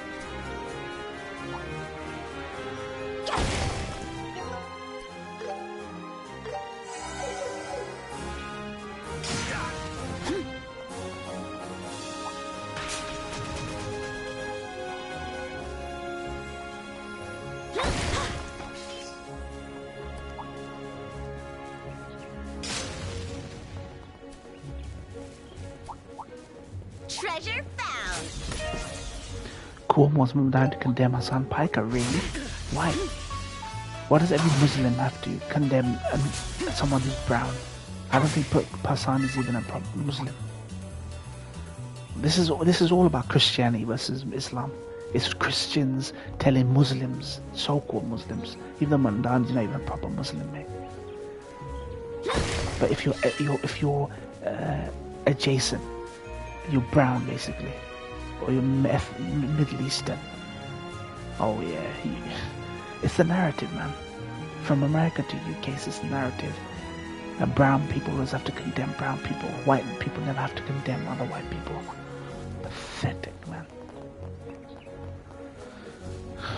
Pathetic. We all know what's going on. Some people don't want to say it. He's desperate because he knows he's going to lose badly. Yep. I mean, what the fuck? Look at that big building over there. What the fuck kind of place is it for a New York mayor to condemn some random American influencer?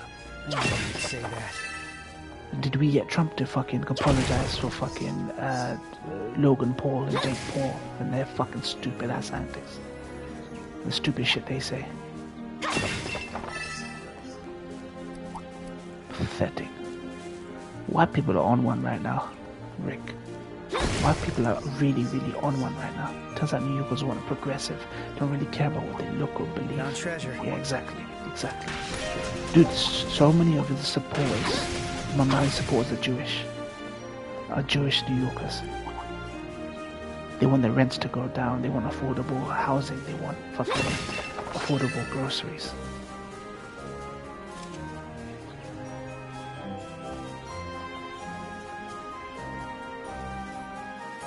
They're tired of the rhetoric, mate. They're tired of the fucking rhetoric.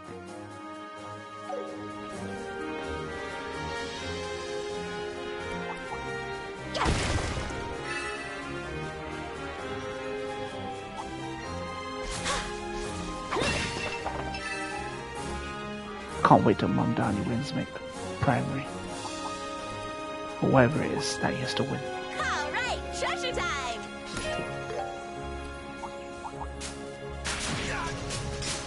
Most Americans, Jews are progressive anyway. I don't know why these people think Jews are some conservative, orthodox monolith. Yeah, it's because of Israel. That's why. It's because of Israel. That's actually been a big debate. There was a movie called The Brutalist, which explored that Zionism and Israel comes in between American progressives, Jewish American identity, and their ethnic identity.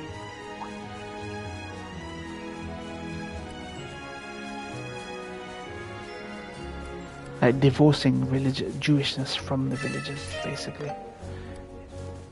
Because people think, oh, Judaism is you're being racist because you're against Jews, but you can criticize Judaism, which is what they keep spouting in Israel. You know, it's a Judaic thing to do what we're doing. But Jewish Americans are like, dude, I have no affinity for Israel. I don't even live in Israel. I don't want to live in Israel. My family has been in America.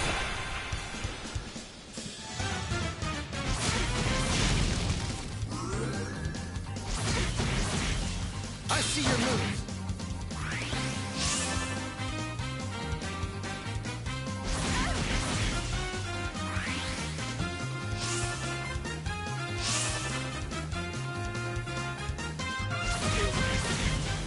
Payback time. Let's kick it up. Full power. I can take them all. Something's coming. Get ready. Here we go. I'll get you all.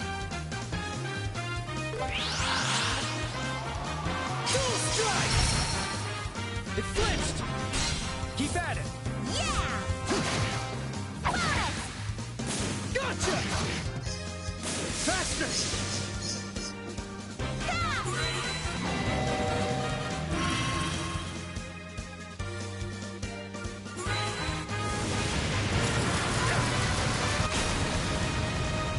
Payback time.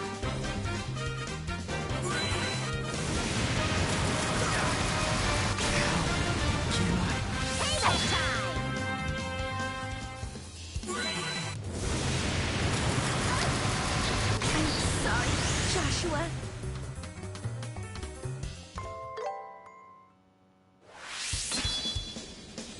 There's a guy who did a funny satirical series on Roman history on YouTube. He always says, meanwhile, the Jews were once again, like a video at some point. Oh, nice. Yeah, I can imagine. It must be British. That sounds like very British delivery. Sounds very British, that does. I see your move. I better do something. I can take them all. Something's coming. Get ready. This is bad.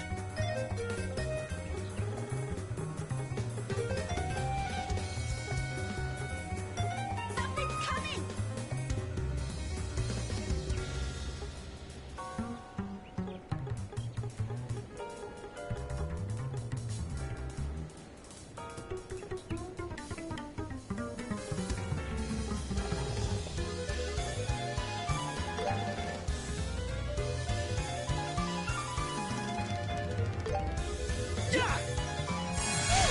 Close one.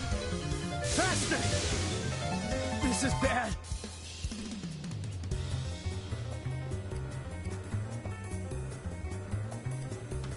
Something's coming.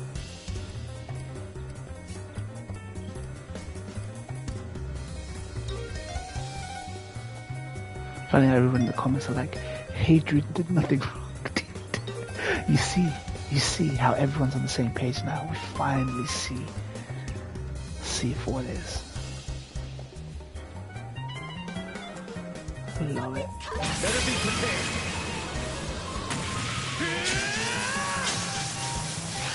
I love it. I love when everyone's on the same page about something. Absolutely, I love it, mate. Here, Estelle.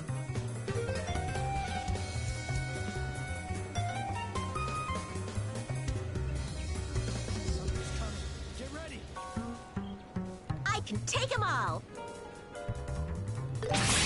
Here goes. I'm on fire.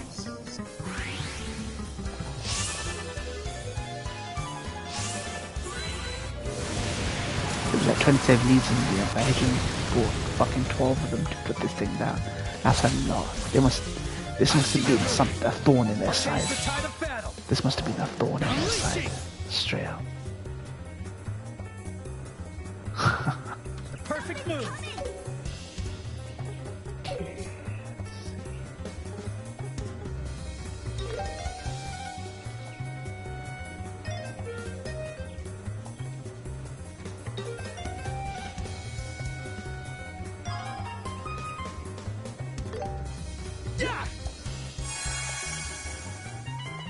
Faster! This is bad.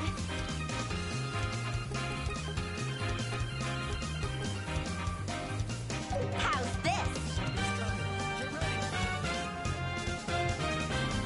Hadrian was actually tolerant to red religious minorities, but something about the Jews triggered him. Like, I mean, look, the facts speak for themselves. The facts speak for themselves. That's all I'll say. That is all I shall say, mate. Prepare yourself. Yeah! Keep at it. Something about them, man. They actually, it's because their religion specifically sees everyone else as subhuman.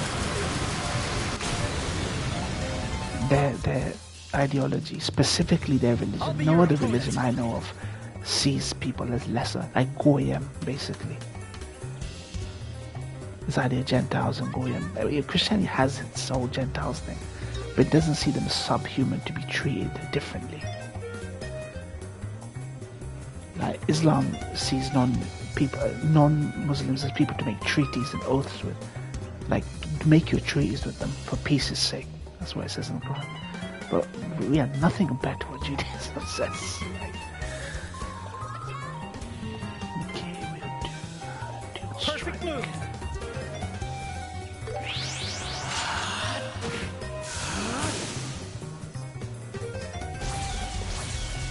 I see your move. Leave it to me. Hadrian, really funny. Okay, let me check it out. Hold on. Let me end this fight first. Let's go! Too slow! Estelle! Okay. Yeah, that's good. Nice job, Joshua.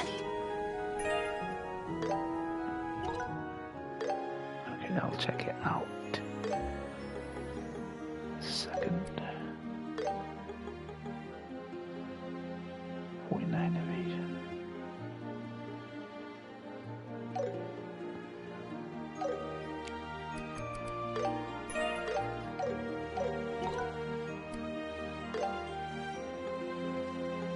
Phew. Close one. Alright, let's see this clip.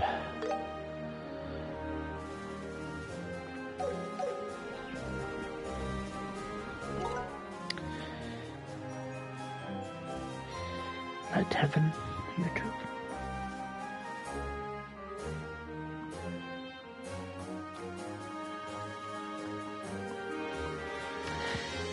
If dia delenda est.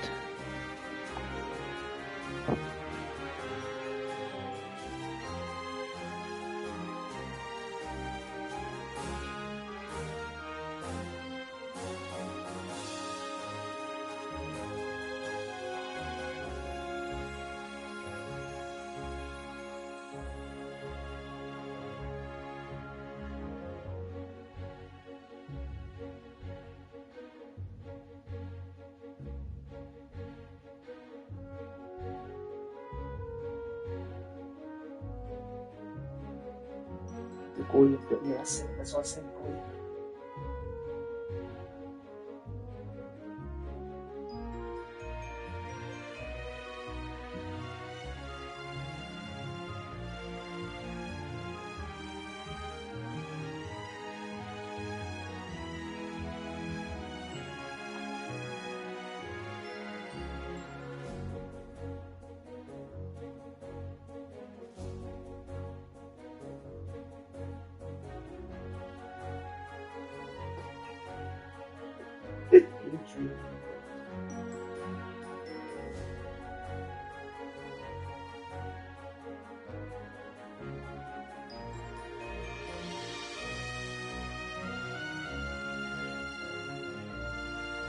Think about this.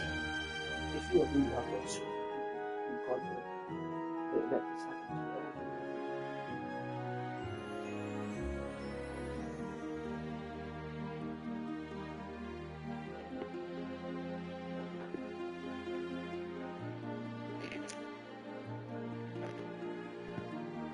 you. Now think of it this way: if you really were God's chosen people, would God keep letting this happen to you over and over again? Maybe he's trying to teach the Jews a lesson. You fucked up. You have to wonder why this keeps happening to Jews. If you're God's chosen and favored people, why does this keep happening to you? Why does Hadrian keep fucking you up like this? What is wrong with you that they have to keep putting you guys down? Like a stain on this planet, mate. In Israel, and specifically that geographical region, the ones from there. That is hilarious. Hadrian lost it.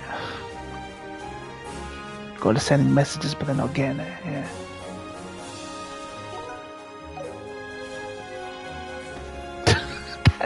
That video is so provocative. I'm shocked. I'm actually shocked it's still on YouTube. I'm shocked it's still on YouTube. I mean, I'm hyperbolic, but I'm not a hateful individual. I'm willing to make peace with people, speak to people, find common ground, common terms. We're told to do that. But I would see things like this and I'm thinking, dude, it's Christians, atheists and non-Muslims who are saying this about Jews more than we are. Maybe there's something to this. Maybe there's something to all this. Yeah. Let's go. Yeah. Let's go. The entire series like that. Every non-Roman people in that series is treated in the most hyperbolic, stereotype way. Yeah. I mean, it's accurate to how they would have been treated at the time.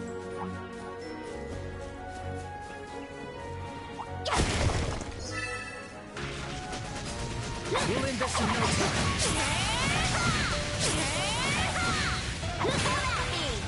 All the gems are ugly barbarians with no manners. How's this?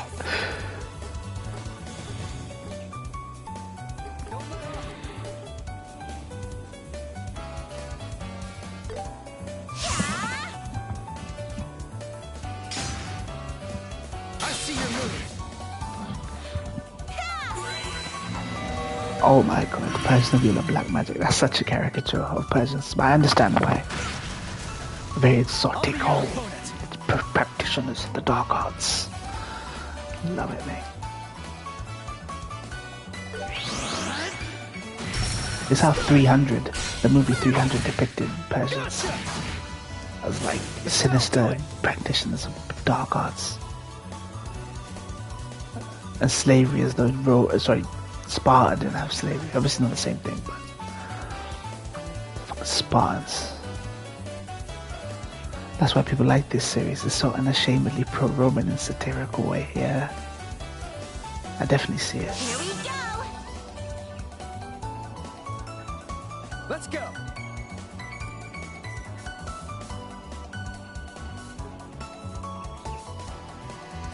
Keep going. Sit.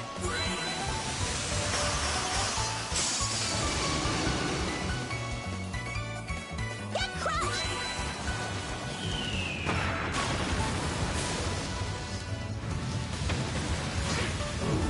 All right. Here we go.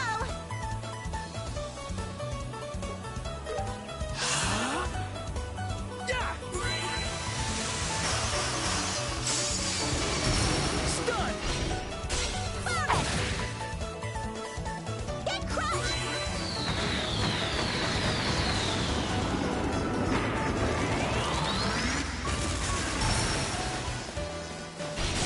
You're up. Yeah.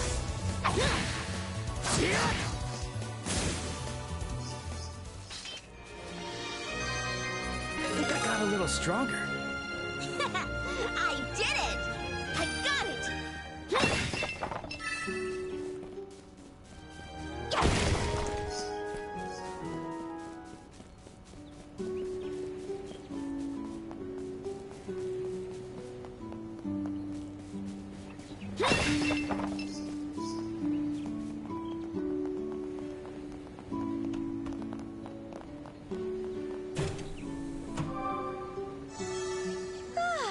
That's the stuff.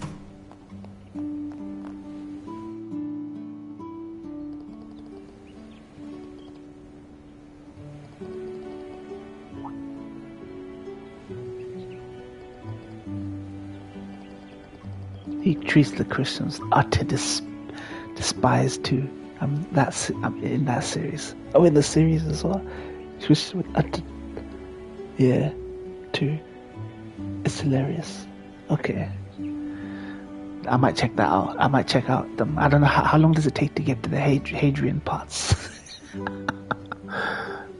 How long does it take to get to the Hadrian parts after the Caesar parts? How many seasons is it basically? Episodes and seasons. I've heard so much about Rome, but it just passed me by, that show.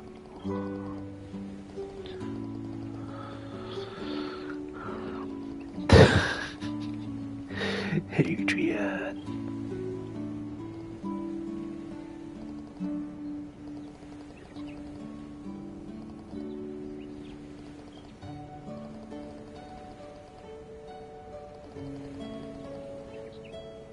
His first videos are kind of short in the beginning, but later episodes. Oh, you're talking about, yeah. Later episodes get longer and better to start with the Caesar episode and move. Okay. Yeah, I'll check him out. Is this his way of conveying history, real history, through a satirical lens? Is that what the point of the channel is? Trying to make history more entertaining. It's funny satirics, but it's actually factual for the most part with exaggerations. Okay, yeah.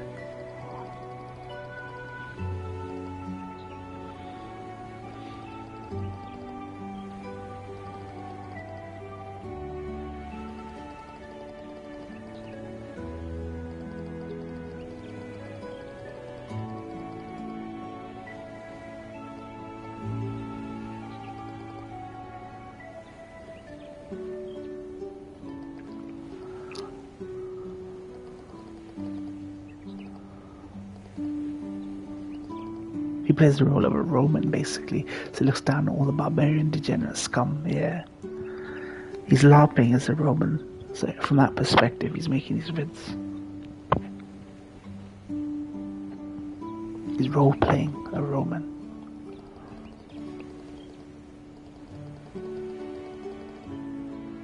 Does he have a background in history? Like Roman history or something? Like the guy who runs the channel? Probably does. I mean, if he has an actual real-life job, it might be best that he doesn't reveal his identity, given how satirical his writ content is.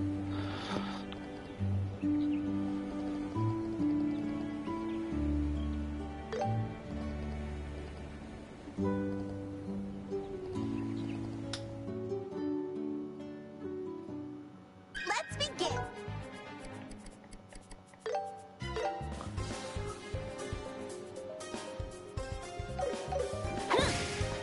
We'll end this in no time.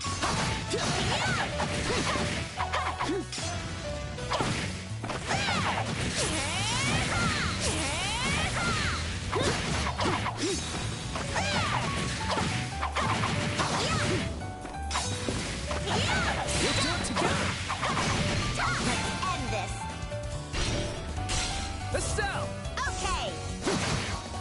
You're mine.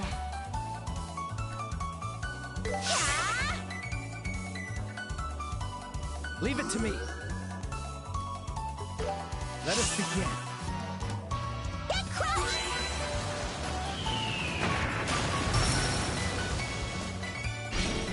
You're mine!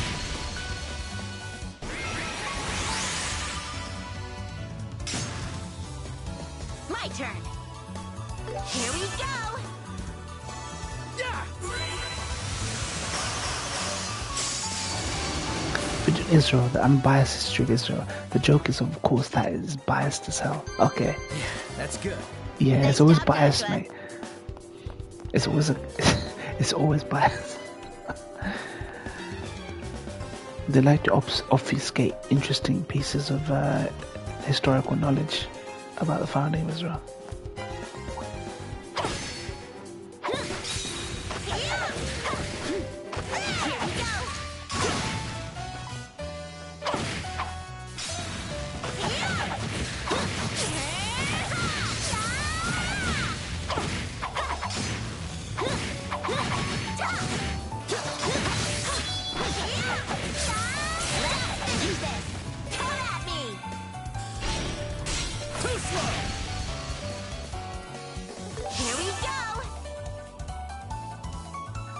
Leave it to me.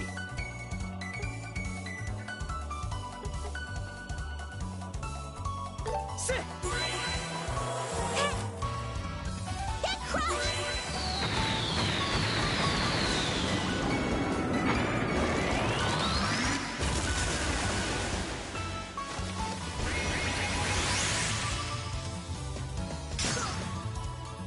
I'll show no mercy. About Constantine, there was a great debate on if he was actually a true believer or not. We know his mother was a Christian, and that's where it comes from. But some argue it was only politically convenient to convert. I guess he learned about Christianity with his mum, and he was able to weaponize it, maybe. He's able to weaponize it.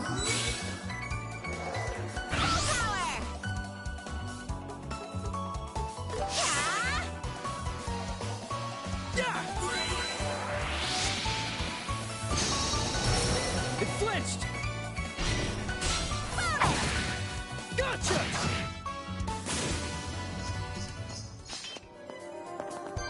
Yeah, that's good. I mean, considering the way he butchered the religion, introducing his own proclamations and like interpretations, I'd say he wasn't a true believer. He was trying to undo it, maybe. Undo it and weaponize it at the same time. But it backfired. Do it from within, mate.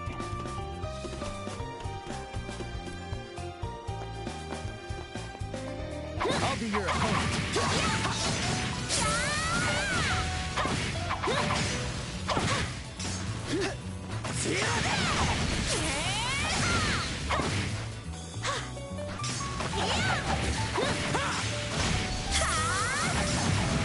fought a civil war to get to power before the final battle.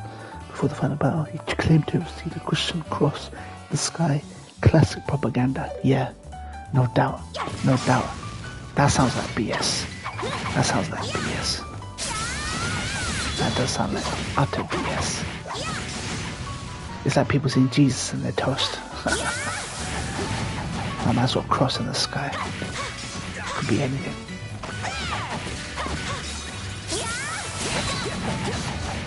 End this. Keep at it. Yeah. You're mine. Here we go.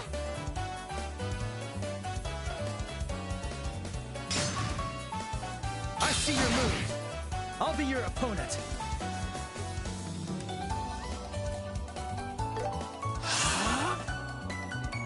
Get crushed.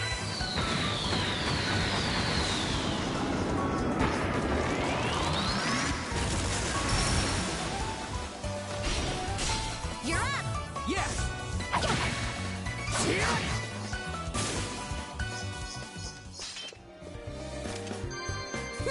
How do you like that? Phew. That should take care of it. All right, let's go tell this to the old man.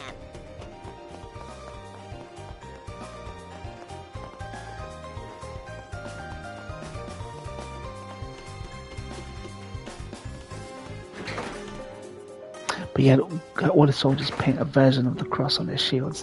The cross was the first two letters of Christ, but in Greek. Okay. So that there was absolutely zero doubt.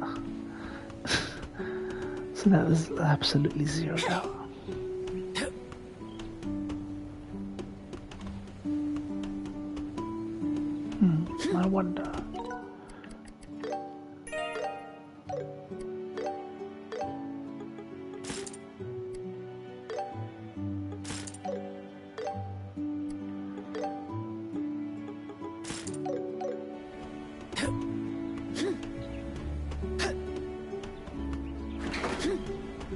Oh, easy, what the fuck?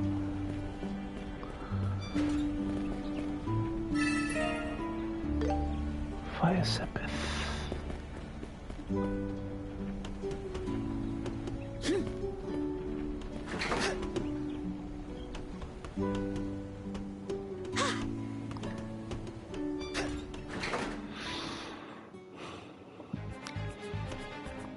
Constantine. I mean, regardless, he had this huge impact on Christianity. Huge impact. Emperors had a huge headache trying to keep the bishops in line when they couldn't agree if Christ had a human or divine nature, or both. I mean, this is something that happens, man. When you can't, when it's about politics and religion, mixing politics and religion. Like the fact that it was a debate is stupid, because there's not a single unequivocal statement in the Bible that Jesus claimed he was divine. There really isn't, and the kind of justification you see for it now is people who came 400, 500 years after Jesus, or 300 years after Jesus, interjecting themselves into the discourse basically, and saying it. Like Paul wasn't even around when Christ was alive, and he's a disciple apparently. Christians consider him a disciple of Jesus. Anyone can claim to have a dream and say, oh, I had a dream that fucking he was actually divine, this, that. Nowhere did Jesus say he was divine, mate. The Bible's the New International, the King James Version doesn't even say that. It shouldn't have even been a debate. But it's actually more it's more appealing to the masses for a God that died for your sins. It's an easier way to sell it to them. Christianity is being weaponized. Christianity is what gave other religions a bad, but you know the whole opiate of the masses thing that everyone keeps citing.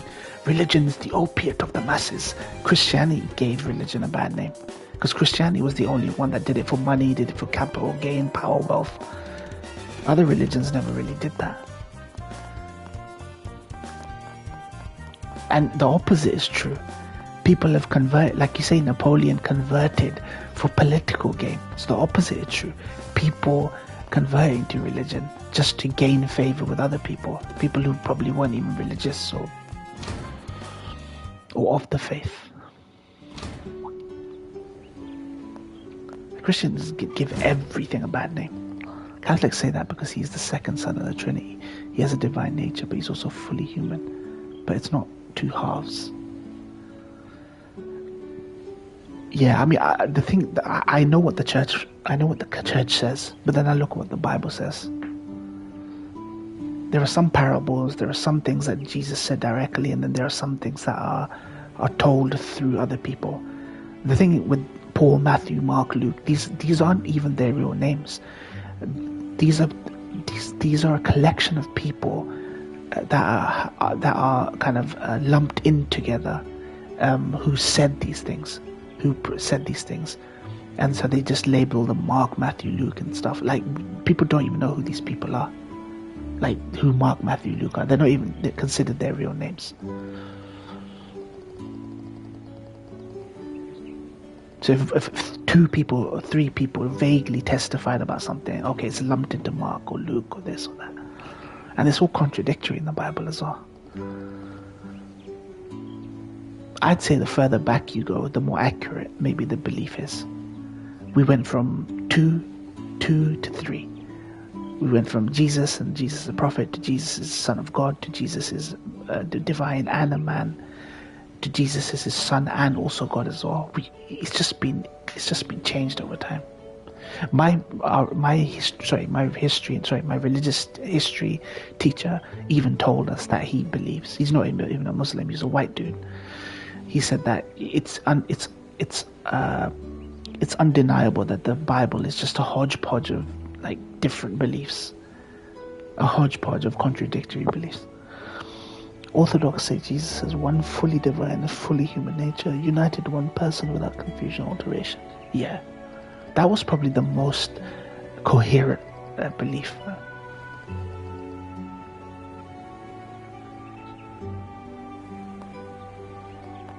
Then it became a heresy of modalism got introduced, saying that God is just a divine, one person, divine and human in the same body. People called it heresy of modalism or something.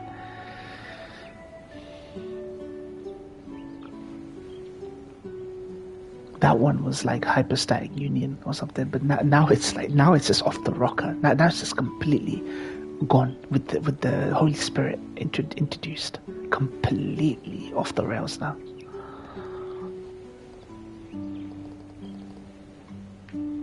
Dude, like I say, treat it like an academic exercise, not a religious exercise. Can a God die?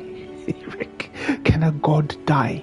Can an almighty God who has no beginning and no end, is the Alpha and the Omega, is immortal forever? Even in a human form, can a God die on a cross? He didn't really die though, did he? It was all theatrics. It was all theatrics then, wasn't it? This idea of revival, who resurrected him? How can he be dead and resurrect himself? You're not really dead then, are you? Can a God literally die? No. It was funny because the different temperaments both tried to excommunicate each other, and desperately tried to stop them from killing each other. This is what I want more people to know about Christianity. You need to start educating the American conservatives about this stuff, Rick. That is where your life's calling. That is your life's calling, Rick, to educate American conservatives about the history of their religion. I think you'd change the world like that. The Emperor was the referee many times when these councils debate these issues. Yeah. I feel so sorry for them, man. This is why I asked that question earlier about reconciling changes in belief. There seemed to be no authority in Christianity. It's like Jesus came, died, and then he just left everyone to just figure it out themselves, which we don't believe is the case. I mean, it's like, okay, you could have at least told someone like the definitives about your religion, and you know.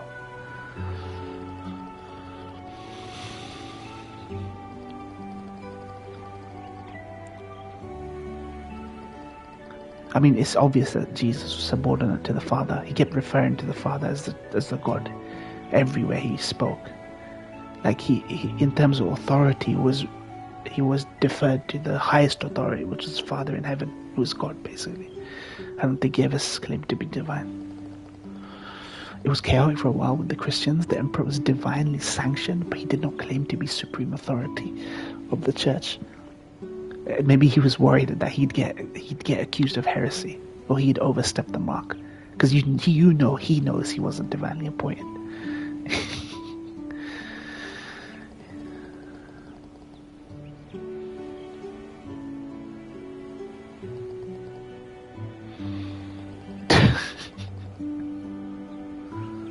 This is what happens when you pagan fucking Romans get involved in religion. You never reckoned with this kind of theological debate. Having to figure out theological debates and stuff.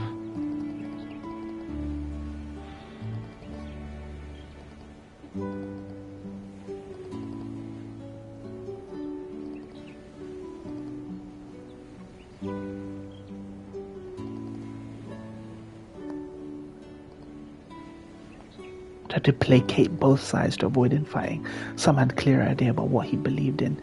Tried to enforce their way of thinking. Yeah.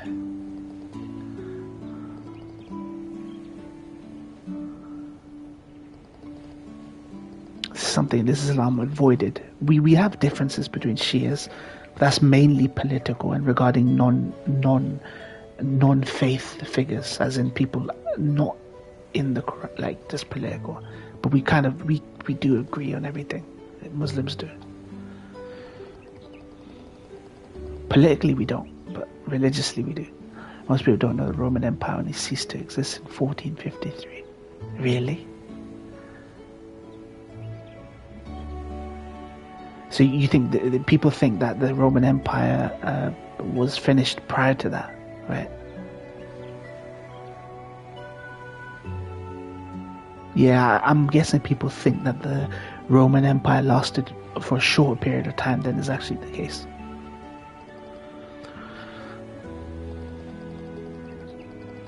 Because 1453 seems pretty fucking recent, man. Yeah, they think the fall of the Western Roman Empire in 476 was the end of the empire. Yeah, because 1453 in relative terms is actually pretty fucking recent. Like we're in four figures now. 90s. The date, trace it back from the 90s. It's not that long. One and done.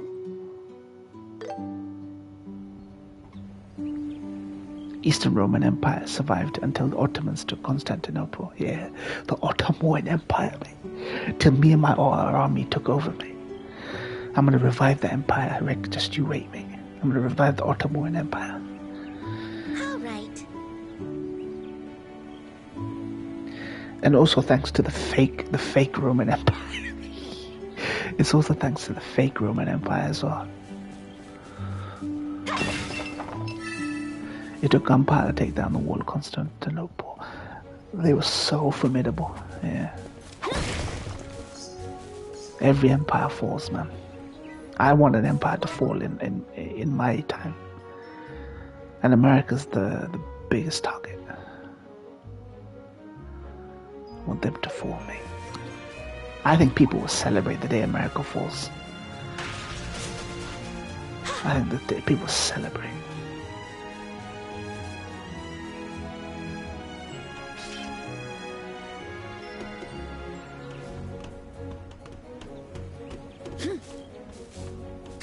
Napoleon practically forced the abolition of the Holy Roman Empire in 1806. So he basically made sure that people weren't copium. There was no copium left. That it would ever come back. 1806. Out with the old and with the new. Out with the old.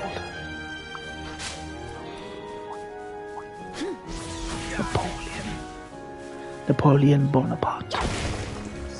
Napoleon Bonaparte.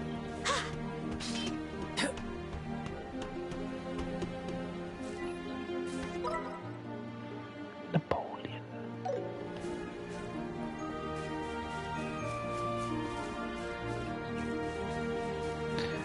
Napoleon was such a man, wasn't he? He was such a man of history. Don't know where all this shit about people having his dick in a jar came from. Napoleon's dick in a jar. Well, the idea of HRE was partly for all German states united against common enemy, but many of its members fought with France, so the Austrians thought it was useless and did away with it.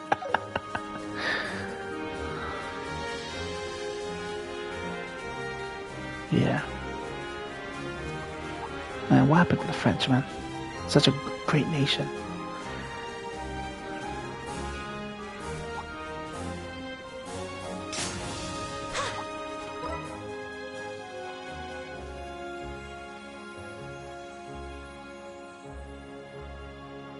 Where the hell?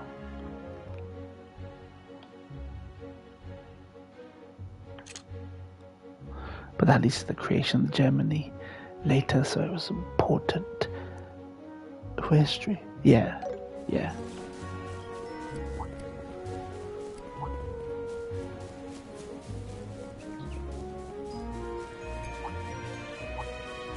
Have you ever read Mein Kampf, Rick? Have you ever read the book Mein Kampf, just for curiosity? I mean, as a student of history, you might have, Rick. I haven't read it, but I would like to read it just for education.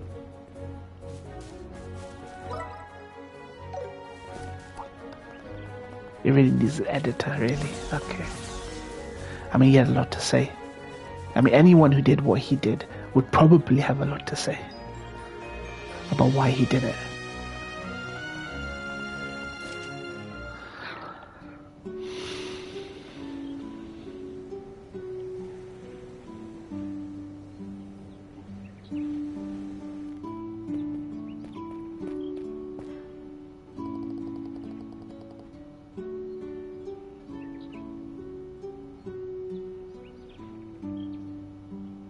Editor would clean that shit up, yeah. He was talking about immigration a lot, about being countries being forced to take in Jews, immigrants, basically refugees, and those cultures subsuming the economy, so the indigenous people culture. It's the typical shit. But I think he talked more about their influence, sort of like a malign influence on money, credit, money lending, and like economics.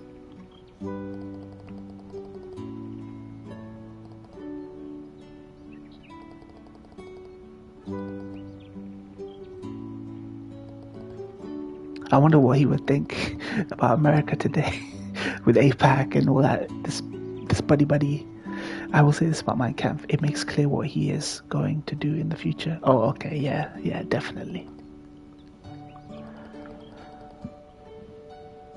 Dehumanizing rhetoric. It's obvious when someone starts speaking like that. That's why you can recognize a racist a mile away nowadays, like today's world.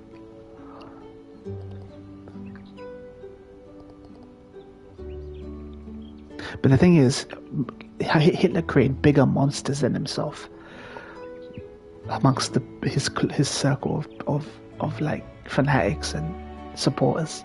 Like, ironically, he made even worse people up. It's not all about the Jews, it's about the other stuff on the Nazi regime. Yeah.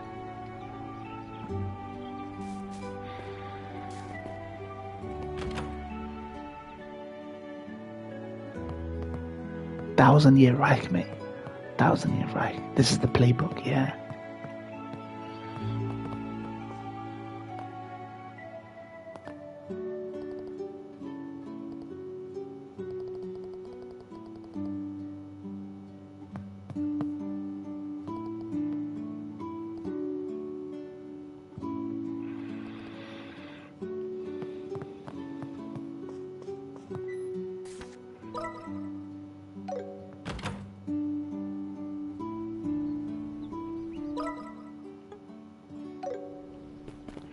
Shit book, terrible idea. It's not a coherent read.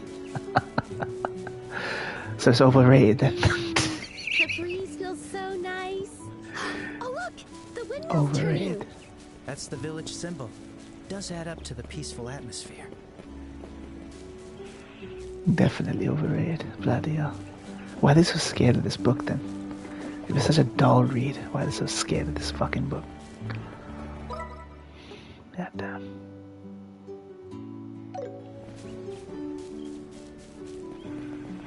Why are they so afraid? I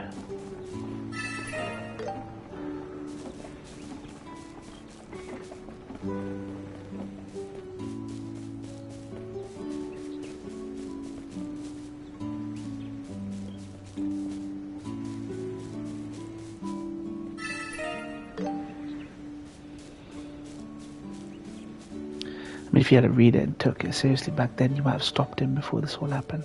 Yeah. Yeah, that's true.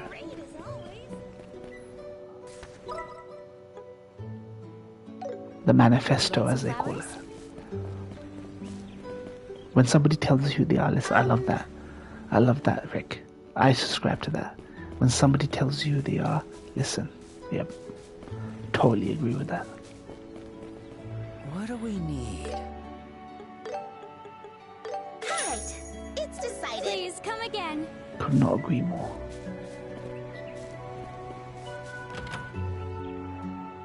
Welcome.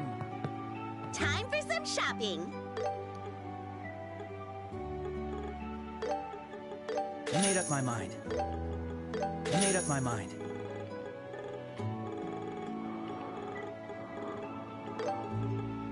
I got it.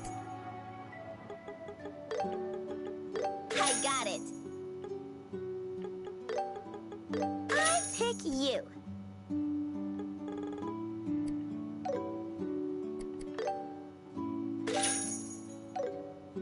Thanks.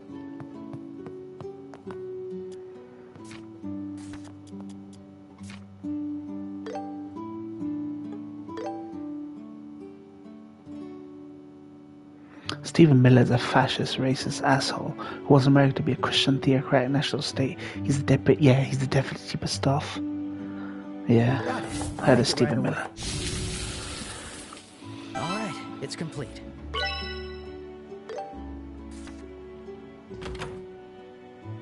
Bunch of Zionist nut jobs, right?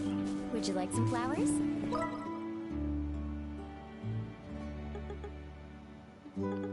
Zionist.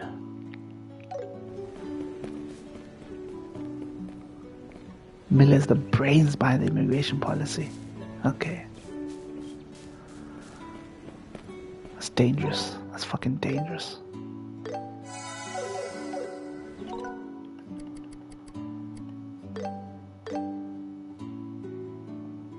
These are people figures of ridicule though. I would hope figures of ridicule would inevitably be ousted by their own. If not, like, in due course. He has the title of Homeland Security Advisor too, I think. So he's responsible for all this ICE nonsense that's going on.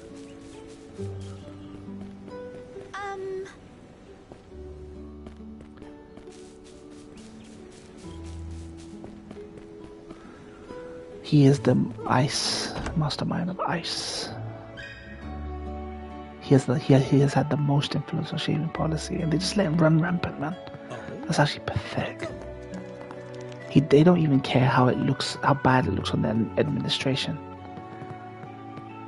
Damn, it's actually crazy that Trump would give him so much rope to hang himself with. What to pick, what to pick. I got it. I'll pick this. Take it easy now.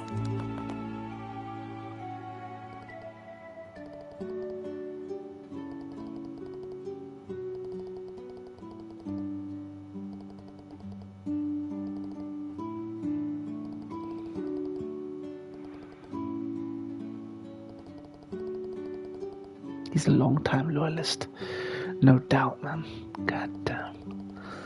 I hope these people are fucking hung, drawn, and quartered once all is said and done.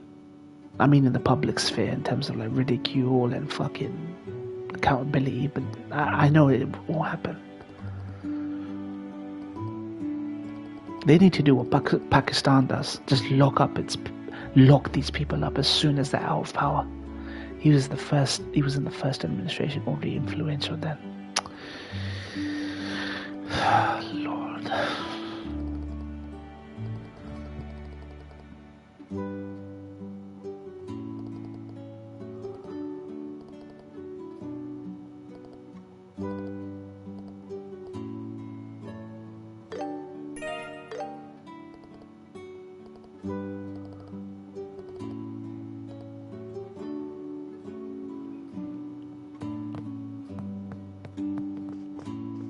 Will you be resting? Phew, that was a good break. Take it easy.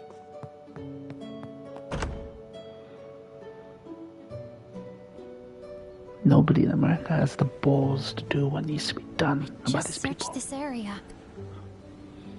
He wasn't at the general store either. Oh dear. Where could he have gone? Come on, Joshua, hurry up! Trump has fixed the economy there, so Estelle, we gotta you have need to some watch where patience you're with him. going. Ow! Jeez Louise. Sorry. Are you okay? I really should look where I'm going. Oh, yes. I'm fine. My apologies. I was distracted too. Is that right? In that case, let's call it even. Good grief. Estelle, what did I tell you?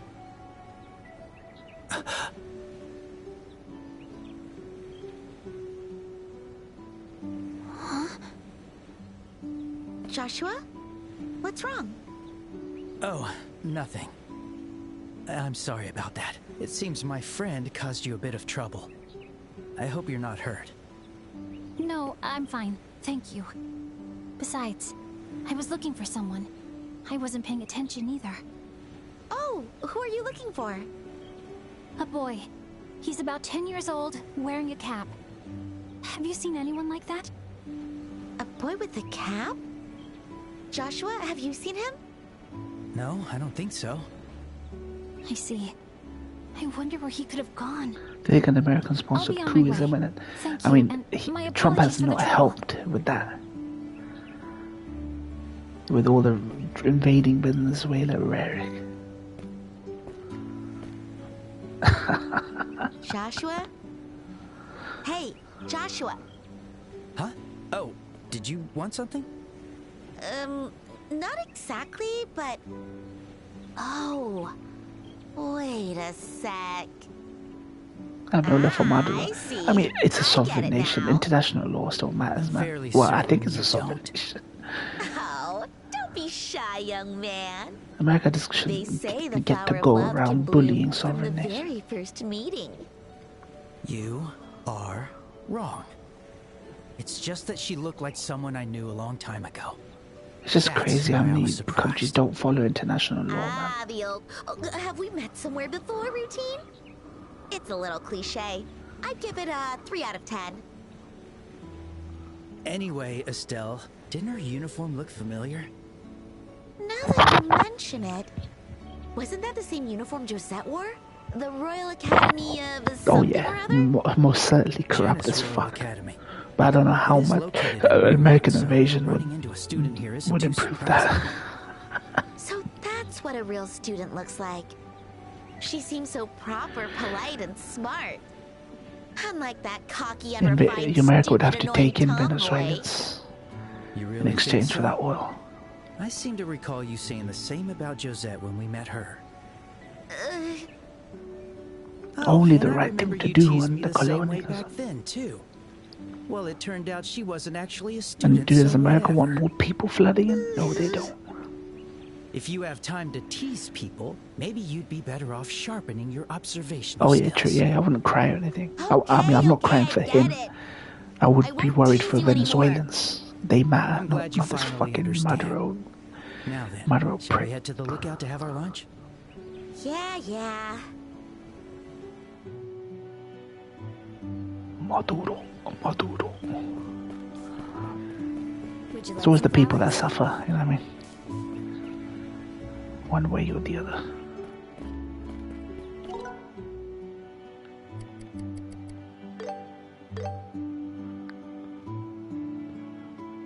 There are a lot of shitty autocrats around the world that need to go back to hell. That's true. I think if we could lead by example and get rid of our own, we'd get rid of the others, I think.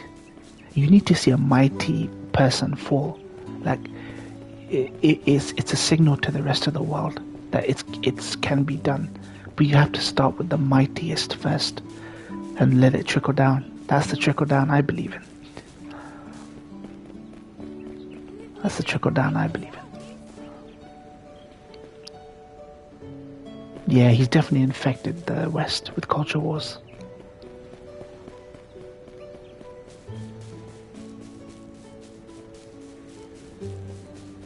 He has the temperament of a a Tudor king more than a president, appeased by flattery and gestures and big gestures and people filleting his ego. He's actually more like a Tudor, like a Henry VIII or a Henry VI. Like, Wow, what an amazing view. then he's It's like we can see the whole maybe we ocean. can use that to our advantage.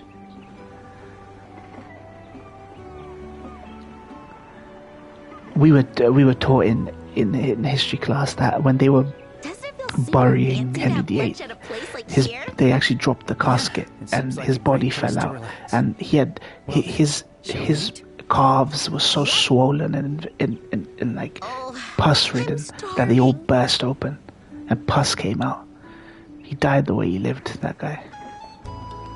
He died the way he lived, Henry VIII did. Let's see. But in his younger days, he Mine's was the like, you would smoky never ham imagine where sandwich. he'd end. Like a fat It slob smells so good. with swollen fucking Mine calves, is the pus secret coming out paella. everywhere.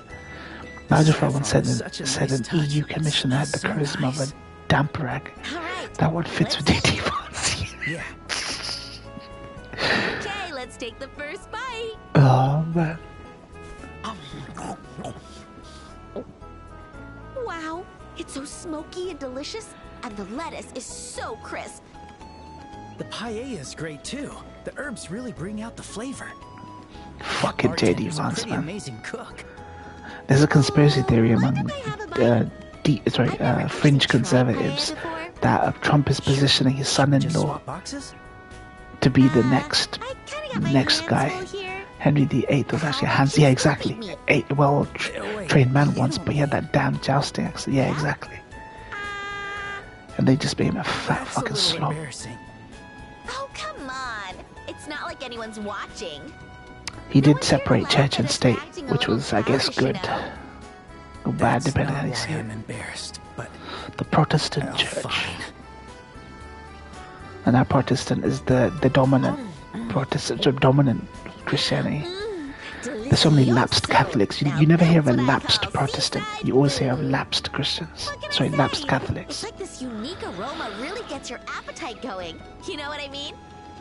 Yeah, very good. Hey. The Pope was like, it's fuck all divorce, you cool can't get now. divorced, mate. All right. Take this.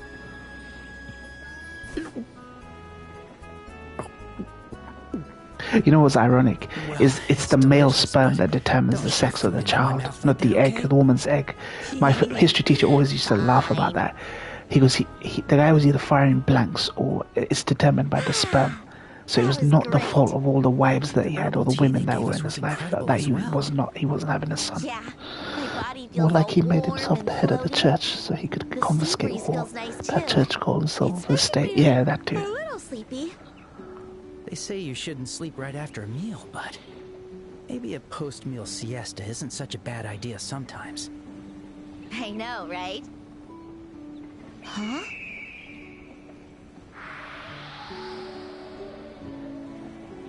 Henry.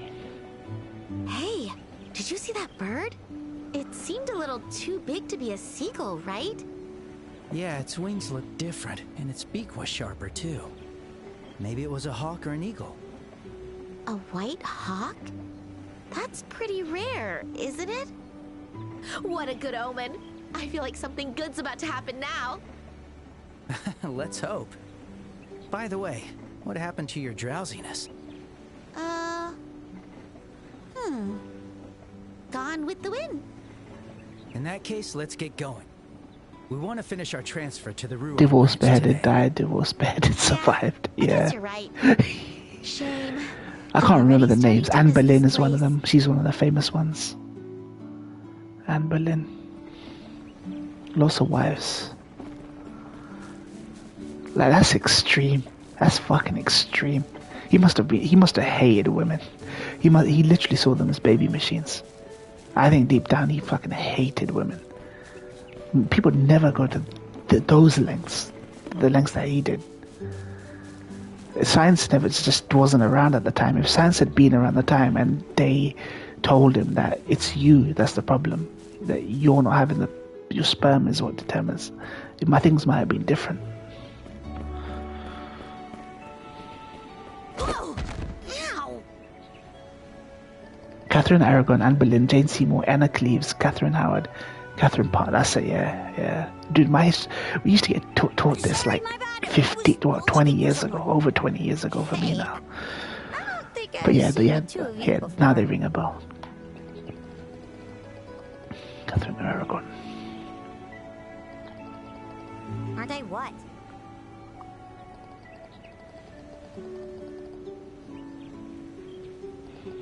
Oh, yep. She's the one I'm looking for. Where did you see her? Why would anyone marry him with that track record? Like, why would any woman, even a political union, unless they were forced, continue to marry Henry VIII when he's got like 3 women dead under his belt? Well, if a queen couldn't provide an heir, they were effectively useless in that time. That's true, exactly. All right, bye. I mean, these women had no choice.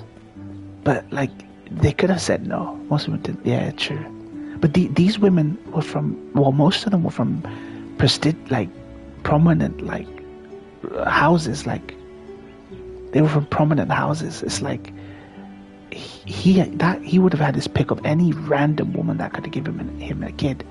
These people were actually putting themselves forward and vying for, like, thinking that he changed. Like,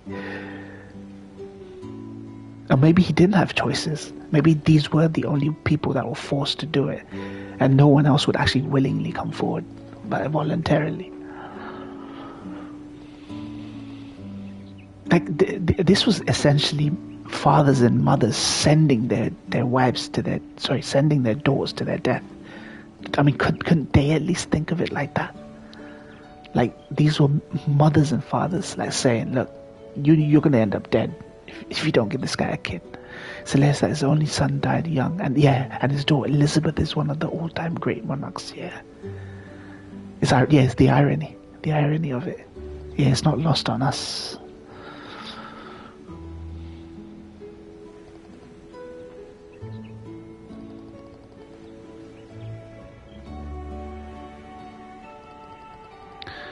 My mom was all into all that. She loved the Queen and she loved Tony Blair. Dude, if she was alive now, she would fucking hate Trump, man. Dude, I actually think my mom would like Trump if she was alive right now. His swagger. And my mom used to watch the news day in, day out, 24/7. Once 24/7 news started becoming a thing with digital television. And Blair was a fucking scumbag. We know that now. But she used to love Blair. She had the same fascination that you do with, like, these figures, the charisma of leaders and stuff like that. Like characters. I mean, technically there wasn't a problem for Henry. He had legitimate daughters that could inherit the throne. He was just obsessed with getting a son. Yeah, I mean, that was a problem men had back then. There was like infanticide as well in other cultures, where, like, in India, for example, they would kill off their firstborn daughters because it was seen as, like, useless and impractical to have a daughter, and you could not secure the future of the family if you had a daughter, basically. So they would kill off their daughters, and they're obsessed with having sons. So, to be honest with Henry, like, for me as a brown person, it's not something new. This obsession with having sons, or at least securing a strong legacy, because women weren't seen as like capable. Oh, I really screwed up. Okay, you can dwell on it later. Let's find witnesses. That was another progressive thing about fucking Islam in India. Stopping the widows having to kill themselves with their husbands.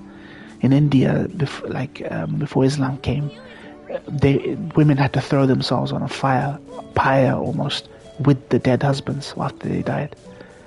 And we came and fucking abolished that shit.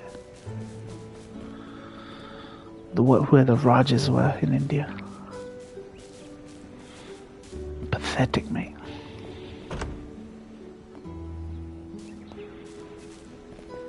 Pathetic. Some people say that there isn't great man history. Some say it's all long evolutionary process of society.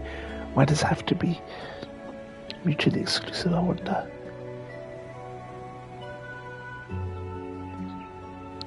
Yeah. We get shit done, man. We get shit done. As bloody as history has been, it has gotten us to where we are, and we are in a much more peaceful world than we were. Everything was necessary, I believe. It's the grand plan. You call it evolutionary, I call it the grand plan. The problem with God in terms of that process is it's a human suffering, right? It's human suffering, God and the human level of human suffering. But if you don't believe in a God, you don't believe people can get justice. You can't get that back, basically. But if you do believe in a God, you believe that everything that's taken away from someone, deprived, it can be given back. That's the only difference in our outlook. But we both acknowledge the bloodshed and the human suffering and all that. Undeniable individuals in history that change history. It's also true that society is more than just one person. Yeah, exactly. Yeah. It's the grand design, the grand plan.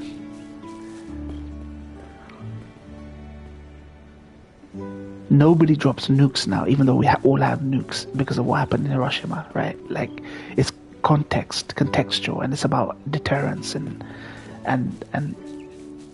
you know, horrify a society enough that they don't repeat their mistakes.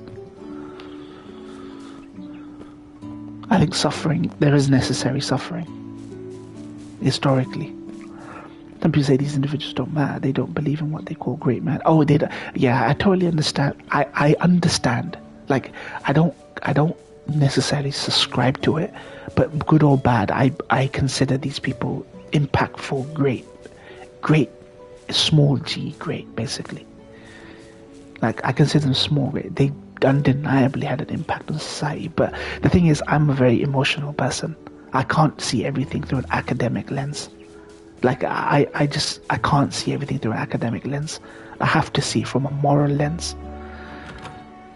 You know what I mean? Welcome. It's weird. You know what I mean? Are there any bargains? Thanks. When you're academic, you try and not be a bit dispassionate, right? You try to see things through an objective, historically, scientific, like a forensic lens almost. Undeniably, these people had an impact on history, but that's a very small conversation, right? That's a very small conversation. Okay, so he's a great man, but it's like if he was alive today, I'd fucking beat the shit out of him because he's scum of the earth. Like, it's just a very short conversation.